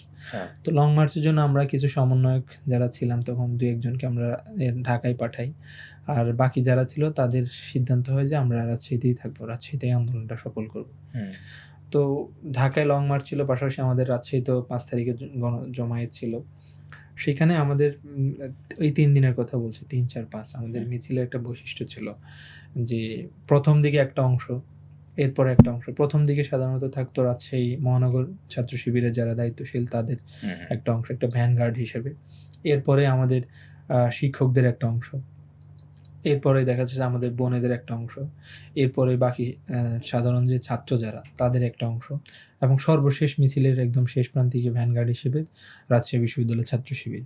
এরকম একটা আমাদের মতো করে আমরা একটা প্ল্যান, শুরুতেও শিবির, শেষেও শিবির। শুরুতে রাজশাহী মহানগর শিবির, সর্বশেষ হচ্ছে রাজশাহী বিশ্ববিদ্যালয় শিবির। 3 দিন এই পরিকল্পনা নিয়ে চলছিল। হুম, তো এবং পাশাপাশি যে ন্যূনতম যে প্রতিরোধ করার যে জিনিসপত্র, কিছু লাঠি, কিছু দেখা যাচ্ছে যদি টিয়ার শেল নিক্ষেপ করে তখন যেন পেপসোডেন্ট বা কিছু দিয়ে যেন ইয়ে করতে পারে, এই হুম। টুকটাক জিনিসপত্র আমরা আমাদের জায়গা থেকে সাপ্লাই দিচ্ছিলাম। 5 তারিখে এমন অবস্থা হয়েছে যে 5 তারিখে আমরা যখন শহর অভিমুখে রওনা করি আলুপট্টি, রাজশাহীর আলুপট্টি পয়েন্ট হচ্ছে যে তৎকালীন আওয়ামী লীগের যে অফিস ওইটা ছিল, হ্যাঁ। এবং ওইটাকে কেন্দ্র করে তারা একটা শক্ত ঘাঁটি তৈরি করছে। তারা কিছু প্রশিক্ষিত শুটার, এরপর কিছু সন্ত্রাসী এবং সাথে তো পুলিশ আছেই, তারা ওইখানে একটা অবস্থান তৈরি করছে। কিন্তু তখন আসলে আমাদের ওই ওয়েও ছিল না ওইদিকে আর মুভ না করে। শিক্ষার্থীদেরকে আমরা 3 তারিখ 4 তারিখ কোনোরকম বুঝিয়ে রাখছিলাম যে আমরা সংঘর্ষে যেতে চাচ্ছি না। ওই দিন আর বোঝানো কোনোভাবে সম্ভব হয়নি, এবং এটা আর বোঝানোর কোনো ওয়েও ছিল না, কারণ আমাদের প্রত্যেকেরই প্রাণের দাবি ছিল আমরা এটাকে বিজয় করবো আজকে। তখন অবধি ঘোষণা আসে নাই। আমাদের আন্দোলনটা মূলত 3 দিনই প্রায় 11টায় শুরু হতো, সকাল 11টা থেকে। তখনও ঘোষণা আসে নাই। আমরা যখন রওনা করলাম আলুপট্টি অভিমুখে, ঠিক আলুপট্টি পয়েন্টের কাছে গিয়ে তুমুল গোলাগুলি শুরু হলো। ছাত্রলীগ, যুবলীগের সন্ত্রাসীরা ককটেল নিক্ষেপ করা শুরু করে ছত্রভঙ্গ করার জন্য। এরপরে চরম গোলাগুলি করা শুরু করলো। তো এক পর্যায়ে আমাদের উপস্থিতি হয়তো অনেক ছিল, কয়েক হাজার ছিল, হাজার ছিল, কিন্তু আমাদের হাতে তো অস্ত্র, ওই মুহূর্তে কোনো আগ্নেয়াস্ত্র ছিল না। তো আগ্নেয়াস্ত্রের সামনে আমাদের বিশাল মিছিল দাঁড়ানো খুব কষ্টকর ছিল। ওই তালাইমারি পয়েন্ট থেকে প্রায় 4 কিলোমিটার দূরে, 4 থেকে 5 কিলো দূরে হচ্ছে আলুপট্টি এবং যে এই বাজার, সাহেব বাজার। ওখান থেকে আমরা পিছু হটতে আমরা তালাইমারি পয়েন্টে আসি। কিন্তু পথিমধ্যে আমাদের কিছু ভাইকে আমরা হারাই অলরেডি। যখন গুলি করে তখন আমাদের সেই মহানগর ছাত্র শিবিরের সাংগঠনিক সম্পাদক শহীদ আলী রায়হান ভাইয়ের চোখের একটু দিয়ে ঢুকে, মানে মাথার মধ্যে গুলিটা ঢুকে যায়। সাথে সাথেই ভাই মাটিতে লুটিয়ে পড়ে। একদম সামনের সারিতে ছিল রাজশাহী মহানগর ছাত্র শিবির, সেই হিসেবে আলী রায়হান ভাইয়ের নেতৃত্বেই ছিল বলা চলে। আলী রায়হান ভাই গুলি লাগার সাথে সাথেই ভাই যখন পড়ে যাচ্ছিল ভাইকে নিয়ে যাচ্ছিল, এবং ওই 3 দিনই আমাদের এমন অবস্থা মনে যেন যুদ্ধ বিধ্বস্ত একটা অবস্থা। আহত হচ্ছিল, গুলি খাচ্ছিল। এইদিকে অ্যাম্বুলেন্স দেখতে পাচ্ছি, আমাদের কিছু বোনেরা দেখতে পাচ্ছি যারা নার্সিং কলেজে পড়ছে, তারা সেবা করতেছে। কিছু মেডিকেলের ভাইরা দেখছি যে তারা ইনস্ট্যান্ট যারা প্রাথমিক চিকিৎসা দেওয়ার এটা দিচ্ছে। তো ওই দিন ভাইকে নিয়ে আমরা যখন অ্যাম্বুলেন্সে করে নিয়ে আসার সময় 5 তারিখ সিচুয়েশন তো একটু কঠিন ছিল, এবং যখন আমরা আস্তে আস্তে ব্যাক করতেছিলাম তখন আমরা খবর পেয়ে গেছি যে আসলে হাসিনা চলে যাবে, এরকম না যে হাসিনা চলে গেছে, এখন হচ্ছে যে সেনাবাহিনী প্রধান জাতির উদ্দেশ্যে ভাষণ দেবেন, এটা আমরা তখন জানতে পারি। তো আলী রায়হান ভাইকে নিয়ে অ্যাম্বুলেন্স কয়েক দফায় ইনস্ট্যান্ট ঢাকায় নিয়ে যাওয়া লাগতো। তো ঢাকায় নেওয়ার সুযোগ হয় নাই, কারণ প্রায় 2-3টা জায়গায় আন্দোলনকারী যারা তারাই, কারণ তখন এমন অবস্থা হয়েছিল হাসিনা চলে গেছে এইটা শুনে আওয়ামী লীগের যারা নেতৃবৃন্দ ছিল তারা অ্যাম্বুলেন্স হোক যে কোনোভাবে তারা পালাই যাচ্ছিল বিভিন্ন জায়গায়। তো এই জন্য ভাইয়ের অ্যাম্বুলেন্স আমরা নিয়ে যেতে পারি নাই, আমরা রাজশাহী মেডিকেলে ভাইকে ভর্তি করাই। এর মধ্যে ঢাকায় মতো কোনো অ্যাম্বুলেন্স তখন কোনো ওয়ে ছিল না, ঢাকায় আনার মতো কোনো ওয়ে ছিল না। 5 তারিখে আলী রায়হান ভাই 5 তারিখ গুলিবিদ্ধ হয়ে 8 তারিখ শাহাদাত বরণ করে রাজশাহী মেডিকেলে 3 দিন পর। এই 3 দিন রাষ্ট্রের অবস্থা খুবই নাজুক অবস্থা ছিল। এর মধ্যে আমরা আবার খবর পাই যে বরেন্দ্র বিশ্ববিদ্যালয়ের এক ভাই শহীদ হয়েছে, একটা লাশ পড়ে আছে। আমরা যখন তালাইমারি ফিরে আসি সবাই উল্লাস করতেছিল, সবাই অনেক শুকরিয়া জানাচ্ছিল, নামাজ পড়তেছিল, তারপর তাকবীর ধ্বনি দিতেছিল সবাই। আমি অসংখ্য আমার বন্ধুদেরকে দেখছি যারা তাকবীর ধ্বনি দিচ্ছিল, যাদের হয়তো অত বেশি প্র্যাকটিসিংও মনে হয়নি, তো তারা তাকবীর ধ্বনি দিচ্ছিল। মনে হয় যেন একটা বাঁধ ভাঙা উচ্ছ্বাস তাদের চোখে মুখে, তাদের কণ্ঠে, রাস্তাঘাটে এই ঘটনাগুলো দেখছিলাম। এবং আমার দেখাই পর্যন্ত আমার জীবনে যদি শ্রেষ্ঠ দিন আমি যদি কাটাই বলি সেটা অবশ্যই 5ই আগস্ট বললে ভুল হবে না। এতটা উদ্বেগ, এতটা উৎকণ্ঠা, এতটা উল্লাস, এতটা বিজয়ের যে আনন্দ, এটা একই সাথে একই দিনে আর দুনিয়াতে থেকে কোনোদিন পাওয়া সম্ভব কিনা আমার জানা নাই। সে জায়গা থেকে আমরা জানতে পারি একটা ভাই শাহাদাত বরণ করে। পরে ভাইয়ের যখন দেখলাম যে ভাইকে খুব কাছ থেকে খুব কাছ থেকে গুলি করে, খুব কাছে গিয়ে, এবং পিছন থেকে কোপ দেয়। ভাইয়ের ইয়েটা কী ছিল, ভাই হচ্ছে যে আমাদের সাথে পিছু হটে নাই। ভাই হচ্ছে যে যখন ধাওয়া দেয় ছাত্রলীগের সন্ত্রাসীরা, তখন কিছু বোনেরা হচ্ছে যে পাশের কিছু গলিতে ঢুকে যাচ্ছিল। কারণ বোনেদের নিরাপত্তার জন্য বোনেরা যখন একটা বাড়িতে ঢুকতেছিল, তখন একটা গেটের দরজাটা ভাঙা ছিল। তখন সাকিব আঞ্জুম ভাই ওই সামনে গিয়ে দাঁড়িয়ে যায়, যেন বোনেদেরকে কোনোভাবেই অ্যাটাক না করতে পারে। ওই বোনেদের নিরাপত্তার জন্যই এসে সাকিব ভাইকে আক্রমণ করে এবং গুলি করে, কোপায়। তো সাকিব আঞ্জুম ভাই ইনস্ট্যান্ট ওইখানেই শাহাদাত বরণ করে। ওই দিনই শাহাদাত বরণ করে 5 তারিখে। এরপর আমরা চলে আসি। এই ছিল আমার মানে ওভারঅল জার্নি। আসার পর আমরা আবার যখন ওই তালাইমারি পয়েন্ট থেকে যখন আবার শহর অভিমুখে রওনা করলাম, তখন আসলে এতটা জোয়ার ছিল, এতটা উচ্ছ্বাস ছিল, সবাই খুশিতে একটা বুলডোজার নিয়ে আসছে। হ্যাঁ, 2টা বুলডোজার নিয়ে আসার পর হচ্ছে যে এই যে মানে আওয়ামী লীগের যে আস্তানা, যেখান থেকে যেটাকে কেন্দ্র করে রাজশাহীতে তারা ত্রাসের রাজত্ব কায়েম করছে, এটাকে আমরা গুড়াই দেব। এটা ছাত্র জনতা একটা উল্লাসের জায়গা থেকে এসে একদম পুরো সব কিছুই আমরা আমি যত কিছু আছে গুড়াই দেওয়া হয়েছে। এবং তাদের যতগুলো প্রতিষ্ঠান, ওই প্রতিষ্ঠানগুলোতে মানুষজন এমনভাবে দেখা যাচ্ছে তাদের প্রতিষ্ঠানে ঢুকে বিভিন্ন জিনিসপত্র নিয়ে যাচ্ছিল। তো এটাকে পরবর্তী সময় আমাদের প্রধান উপদেষ্টাও এটাকে করছে, মানুষের আনন্দের একটা বহিঃপ্রকাশ ঘটাইছে। যে কেউ পারছে না পারছে, একটা ছোট একটা জিনিস হলো এনে সে মনে করছে যে না, সে কিছু একটা করছে, সে একটা বিজয় অর্জন করছে। একটা স্মারক হিসেবে তারা এক্স্যাক্টলি আমরা গণভবন থেকে দেখতে পেলাম। মানে ছোট ছোট জিনিসপত্র দেখা যাচ্ছে মানুষ এনে এটা অনেক গর্বের সাথে বলছে যে না, আমি এটা পারছি, এটা করছি।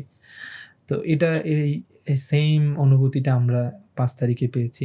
ওখান থেকে আমরা জানতে পারলাম যে ক্যাম্পাসে আন্দোলনরত একটা অংশ তারা ক্যাম্পাসেও হামলা করছে। তো যেহেতু ক্যাম্পাস আমাদেরই, এবং ঠিক আছে আমাদের আনন্দ উচ্ছ্বাস সব কিছুই থাকবে, কিন্তু আমরা চেষ্টা করছিলাম তখন এই ভায়োলেন্সটা যতদূর সম্ভব কমানোর জন্য। ক্যাম্পাসে আসি, আমরা ফিরে আসি। এরপর থেকেই তো প্রায় দীর্ঘদিন পর্যন্ত ক্যাম্পাসে স্থিতিশীলতা বজায় রাখার জন্য আমরা কাজ করে গেছিলাম। এই ছিল ওভারঅল আমার খুব ব্যক্তির জায়গা থেকে আমার জুলাই আন্দোলন, মানে আমার একান্ত যে গল্প এটা। এখন আমার গল্পের সাথে অন্যের গল্প না মিলার সম্ভাবনাটাই বেশি, এক একজনের গল্প এক এক রকম। কিন্তু এই আন্দোলনে যে এত এত মানুষের ছোট ছোট গল্প, এই গল্পের সমন্বয়ে কিন্তু একটা বিপ্লব সাধিত হয়েছে। আমরা পরবর্তীতে কি পারছি না পারছি তা হয়তো প্রশ্নের দাবি রাখে, কিন্তু 5 তারিখ পর্যন্ত আমাদের যে অনুভূতি, আমাদের যে আবেগ, আমাদের যে চাওয়া আকাঙ্ক্ষা, এটাতে কোনো খাত ছিল না, কোনো ধরনের অন্যরকম কোনো মেকি কিছু ছিল না। আমরা আমাদের জায়গা থেকে এই দেশের পরিবর্তন চেয়েছিলাম, এই সমাজের পরিবর্তন চেয়েছিলাম, মানুষগুলোর ভাগ্য উন্নয়ন চেয়েছিলাম। এই ছিল আমাদের ওভারঅল জার্নি। রাজশাহী বিশ্ববিদ্যালয়ের এই জার্নিতে রাজশাহী বিশ্ববিদ্যালয়ের কতজন শিক্ষার্থী শাহাদাত বরণ করেছিলেন? রাজশাহী বিশ্ববিদ্যালয়ে শাহাদাত বরণকারী ছিলেন না। আমাদের রাজশাহী বিশ্ববিদ্যালয়ের পরবর্তীতে একজন ভাই শাহাদাত বরণ করেন, সেটা হচ্ছে ওনার এলাকায় আন্দোলন করতে গিয়ে, রাজশাহী আন্দোলন করতে গিয়ে শাহাদাত বরণকারী ছিলেন না। যাদের কথা বললেন, শহীদ আলী রায়হান ভাই রাজশাহী কলেজের ছিলেন, আর সাকিব আঞ্জুম ভাই বরেন্দ্র বিশ্ববিদ্যালয়ের ছিলেন। এরা কোনো রাজনৈতিক ব্যাকগ্রাউন্ডে ছিলেন অবশ্যই। শহীদ আলী রায়হান ভাই হচ্ছে যে তৎকালীন রাজশাহী মহানগর ছাত্র শিবিরের সাংগঠনিক সম্পাদক ছিলেন। আচ্ছা। আর সাকিব আঞ্জুম ভাইয়ের রাজনৈতিক ব্যাকগ্রাউন্ড ছিল না, ভাই শিক্ষার্থী হিসেবে আন্দোলনে আসছিলেন, সাধারণ শিক্ষার্থী। এবং ভাইয়ের ক্ষেত্রে কষ্টের যে জায়গাটা সেটা হচ্ছে যে ভাই বিয়ে করেছিলেন, এবং ওই ডিসেম্বরেই ভাইয়ের বিদেশ যাওয়ার কথা ছিল। সব কিছুই ঠিক ছিল, জুলাই তো আগস্টে আন্দোলন, সব কিছুই ঠিক। ভাই হয়তো পড়াশোনার জন্য, উচ্চশিক্ষার জন্য ডিসেম্বরেই দেশ ছাড়তেন আর কি। তো এটা একটা কষ্টের জায়গা ছিল। আর আলী রায়হান ভাইয়ের জন্য কষ্টের জায়গা হচ্ছে যে একে তো দায়িত্বশীল ছিলেন, আমরা ছাত্র শিবিরের এই আন্দোলনে বলা যায় সর্বোচ্চ দায়িত্বশীল আলী রায়হান ভাইকে আমরা হারিয়েছি। এটা তো আমাদের জন্য একটা অপূরণীয় ক্ষতি হয়ে থাকবে আর কি। যারা আহত হয়েছিলেন তাদের চিকিৎসা বা সামগ্রিক কি অবস্থা এখন, তাদের 2 বছর পরে এসে? তাদের মধ্য থেকে আমাদের এক ছোট ভাই যে রাকসুতেও এখন আছে, দীপ মাহবুব, আমাদের ছাত্র শিবিরের প্যানেল থেকে নির্বাচন করেছে এবং ওখানে কার্যনির্বাহী সদস্য নির্বাচিত হয়েছে। তো ও মূলত পাবনায় আহত হয়, ওর চোখ নষ্ট হয়ে যায়, তো ও গুরুতর আহত হয়। ওর চিকিৎসা চলমান আছে এবং কিছু জটিলতার মধ্যে ওখানে দেখা দিয়েছিল, পরবর্তীতে এটা নিরসন করার চেষ্টা চলছে। আর এর পর যতজন আন্দোলনে আহত ছিল আমরা মেডিকেলে খোঁজখবর নিয়ে আন্দোলন পর এরপর হচ্ছে যে রাজশাহী বিশ্ববিদ্যালয়ের তৎকালীন ভিসি সালেহ হাসান নকিব স্যারের সাথে নিয়ে আমরা যারা আহত ছিল তাদের পরিবারের খোঁজখবর নেয়। এটা আমরা আমাদের জায়গা থেকে করার চেষ্টা করেছি। তাদের মাধ্যমে জুলাই যে স্মৃতি ফাউন্ডেশন এদের সাথে লিঙ্ক আপ করানো, এটা আমরা করানোর চেষ্টা করেছি। তো একটা উল্লেখযোগ্য সংখ্যকই তারা চিকিৎসা পেয়েছে। ২-১টা হয়তো ব্যতিক্রম থাকতে পারে যারা এখনো তাদের আশানুরূপ যে চিকিৎসা এটা পায়নি। আপনি এই দীর্ঘ আন্দোলনের সময়টাতে তখন সমন্বয়কের দায়িত্ব পালন করেছেন। আপনি কি তখন রাজশাহী বিশ্ববিদ্যালয়ের শিবিরের বা বিশ্ববিদ্যালয় হোক বা না হোক শিবিরের নেতা হিসেবে কি তখন আপনি আন্দোলনটাতে ফেস করেছিলেন? না দেখেন, আন্দোলনে এমন একটা সিচুয়েশন ছিল সেখানে শিবিরের নেতা হিসেবে ডিরেক্ট আন্দোলন ফেস করার স্কোপ সিচুয়েশন তখন অবধি ছিল না। যার কারণে আমার শিবিরের পরিচয় অবভিয়াসলি ছিল, শিবিরের সাথে যোগাযোগ ছিল, সাংগঠনিকভাবে ওভারঅল সমন্বয়ের দায়িত্বটা ছিল, কিন্তু কোনোভাবেই আমার পরিচয়টা আমি শিক্ষার্থী বা সবার সামনে রিভিল করা ছিল না। যার কারণেই মনে হয় কিছু কৌশলগত কারণেই আমাদের আন্দোলনটা শেষ অবধি আমরা সফল করতে পেরেছিলাম। সামগ্রিকভাবে সেখানে বিএনপি বা জামায়াতের নেতৃবৃন্দ তারা কি ব্যক্তি পর্যায় থেকে কোনো সহযোগিতা করেছিল? ব্যক্তি পর্যায় থেকে বলতে জামায়াতের সাথে আমাদের একটা যোগাযোগ ছিল, বিশেষ করে জামায়াতের মানে আমাদের শিক্ষকরা যারা ছিলেন বা অন্যান্য মহানগরের দায়িত্বশীল যারা ছিলেন তৎকালীন, ওনাদের সাথে আমাদের যোগাযোগ হচ্ছিল। বিএনপির যারা ছিল তাদের সাথে ইন্ডিভিজুয়াল জায়গা থেকে কিছু জায়গায় কিছু শিক্ষকের সাথে যোগাযোগ হচ্ছিল, বা ছাত্র দলের যারা সেই সময় আমরা তো একসাথেই আন্দোলন সংগ্রামে একসাথেই যেহেতু নেতৃত্ব দিয়েছিলাম, একসাথেই ছিলাম, সেজন্য তাদের সাথেও যোগাযোগ হচ্ছিল। প্রত্যেকের জায়গা থেকে চেষ্টা করেছি আন্দোলনে অংশগ্রহণ করার জন্য, ভূমিকা রাখার জন্য, এটাই আমার মনে হয়। কিন্তু আমরা দেখলাম যে পরবর্তী সময় আন্দোলনের ক্রেডিট নিয়ে যখন আসলে ক্রেডিট বাজি যদি বলি, এটি যখন আসলে বিভিন্ন ঘরানার লোকজন বা বিভিন্ন রাজনৈতিক দলগুলো করছে, তখন ক্রেডিট নিতে গিয়ে কেউ কাউকে হয়তোবা গুপ্ত বলছে, হ্যাঁ, কেউ কারো ক্রেডিটকে বা অবস্থানকে অস্বীকার করার চেষ্টা করছে। এই জায়গা থেকে আপনি একজন সমন্বয়ক হিসেবে আপনার মতামত বা আপনার বক্তব্য কি? দেখেন, আন্দোলনটা আমরা যখন প্রথম থেকে শেষ অবধি সংগঠিত করি তখনকার প্রেক্ষাপটে আমাদের সবার সাথেই যোগাযোগ ছিল। যাদের সাথে যোগাযোগ ছিল তারা সেই সময় কিন্তু এই ক্লেমটা করে নাই, যেটা পরবর্তীতে এসে করছে। একইভাবে বলতে গেলে পরবর্তীতে এসে অনেকের অবস্থানকে খারিজ করে দেওয়ার চেষ্টা করছে। তো আমি দুইটা বিষয় নিয়ে বলতে চাই। আমরা জুলাই আন্দোলনের সামগ্রিকতা নিয়ে যখন চিন্তা করছি তখন এইটা সামগ্রিকতা বেঁচে থাকবে যদি জুলাই আন্দোলনটাকে সবাই নিজের জায়গা থেকে ওন করে, যে না, এই জুলাই আমরা প্রত্যেকে অংশগ্রহণ করেছি এবং প্রত্যেকেরই কিছু না কিছু অবদান আছে। আমার মনে হয় তাহলে জুলাইটা অনেক বড় আকার ধারণ করবে এবং জুলাইটা টিকে থাকবে। কিন্তু যখন একটা নির্দিষ্ট দল বলি বা নির্দিষ্ট ব্যক্তি বলি জুলাইয়ের একক মাস্টার মাইন্ড হয়ে যাবে, জুলাইয়ের একক নেতৃত্ব দানকারী হয়ে যাবে, তখন আসলে এটা জনমনে একটা ক্ষোভ সৃষ্টি করবে, জুলাইকে অনেকটা হালকা করে দিবে এবং প্রত্যেকে তার জায়গা থেকে মনে করবে যে না, আমার তো এখানে কোনো জায়গা নাই, সুতরাং আমি এটা নিয়ে আর কথা বলা বা এটা নিয়ে চর্চা করার কোনো দরকার নাই। তো এটা যদি ফিল করানো থেকে বিরত থাকতে হয় তাহলে আমার মনে হয় জুলাইয়ের সামগ্রিকতা নিয়ে আমাদের চিন্তা করা দরকার।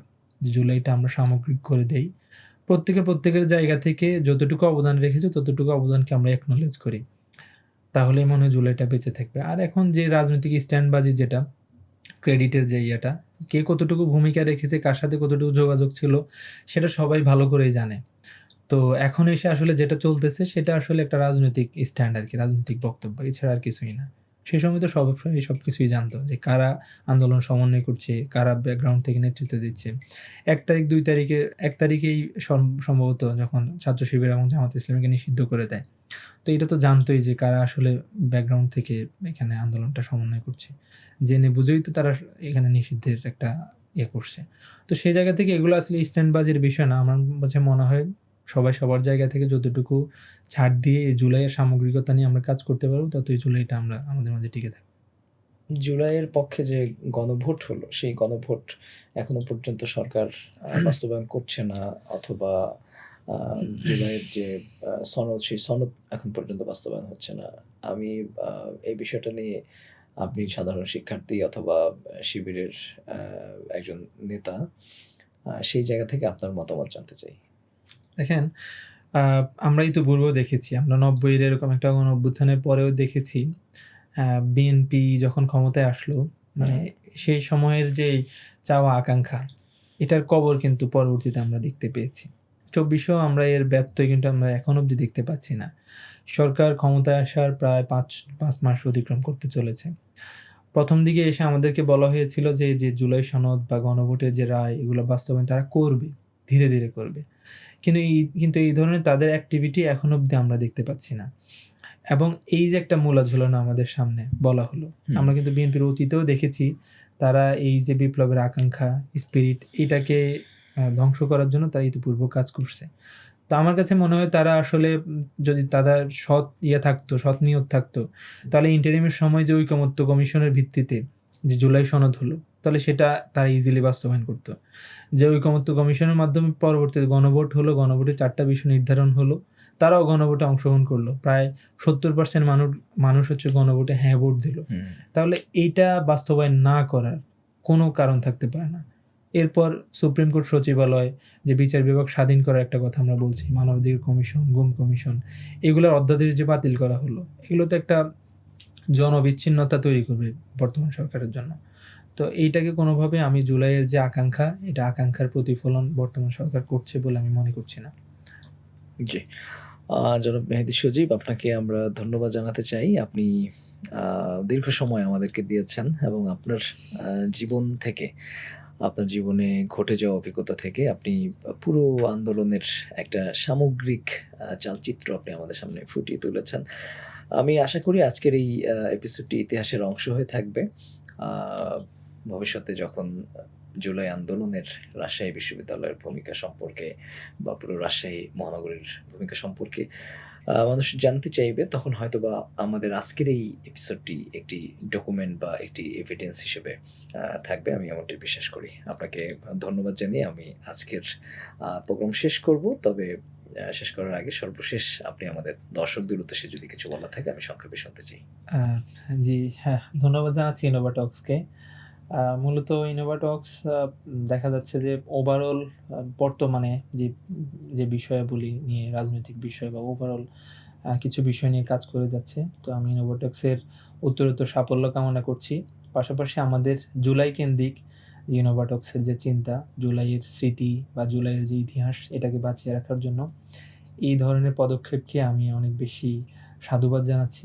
তাদের ওভারঅল কর্মকাণ্ডের সাফল্যমণ্ডিত হোক, এমনটাই প্রত্যাশা করছি। ধন্যবাদ সবাইকে। সুপ্রদর্শক, আমরাও আবারও ধন্যবাদ জানাচ্ছি আমাদের আজকের অতিথিকে এবং একই সাথে আপনাকে জানিয়ে রাখতে চাই, যদি আপনিও একজন জুলাই যোদ্ধা হয়ে থাকেন এবং জুলাইয়ের এই ঐতিহাসিক, এই দুনিয়া কাঁপানো ঘটনায় আপনারও যদি কোনো অংশগ্রহণ থাকে, কোনো অজানা গল্প যদি আপনার থেকে থাকে, সেই গল্প আপনি আমাদের এই প্ল্যাটফর্মে অবশ্যই সারা পৃথিবীকে জানিয়ে দিতে পারেন আমাদের এই প্ল্যাটফর্মের মাধ্যমে। আপনাকে আমন্ত্রণ জানিয়ে আমরা আমাদের আজকের এই এপিসোডটি শেষ করতে চাই। অবশ্যই লাইক, কমেন্ট, শেয়ার এবং চ্যানেলটি সাবস্ক্রাইব করা না থাকলে সাবস্ক্রাইব করবেন। আপনাদের সকলের সুস্বাস্থ্য কামনা করে বিদায় নিচ্ছি। আল্লাহ হাফেজ। আসসালামু আলাইকুম ওয়া রাহমাতুল্লাহ।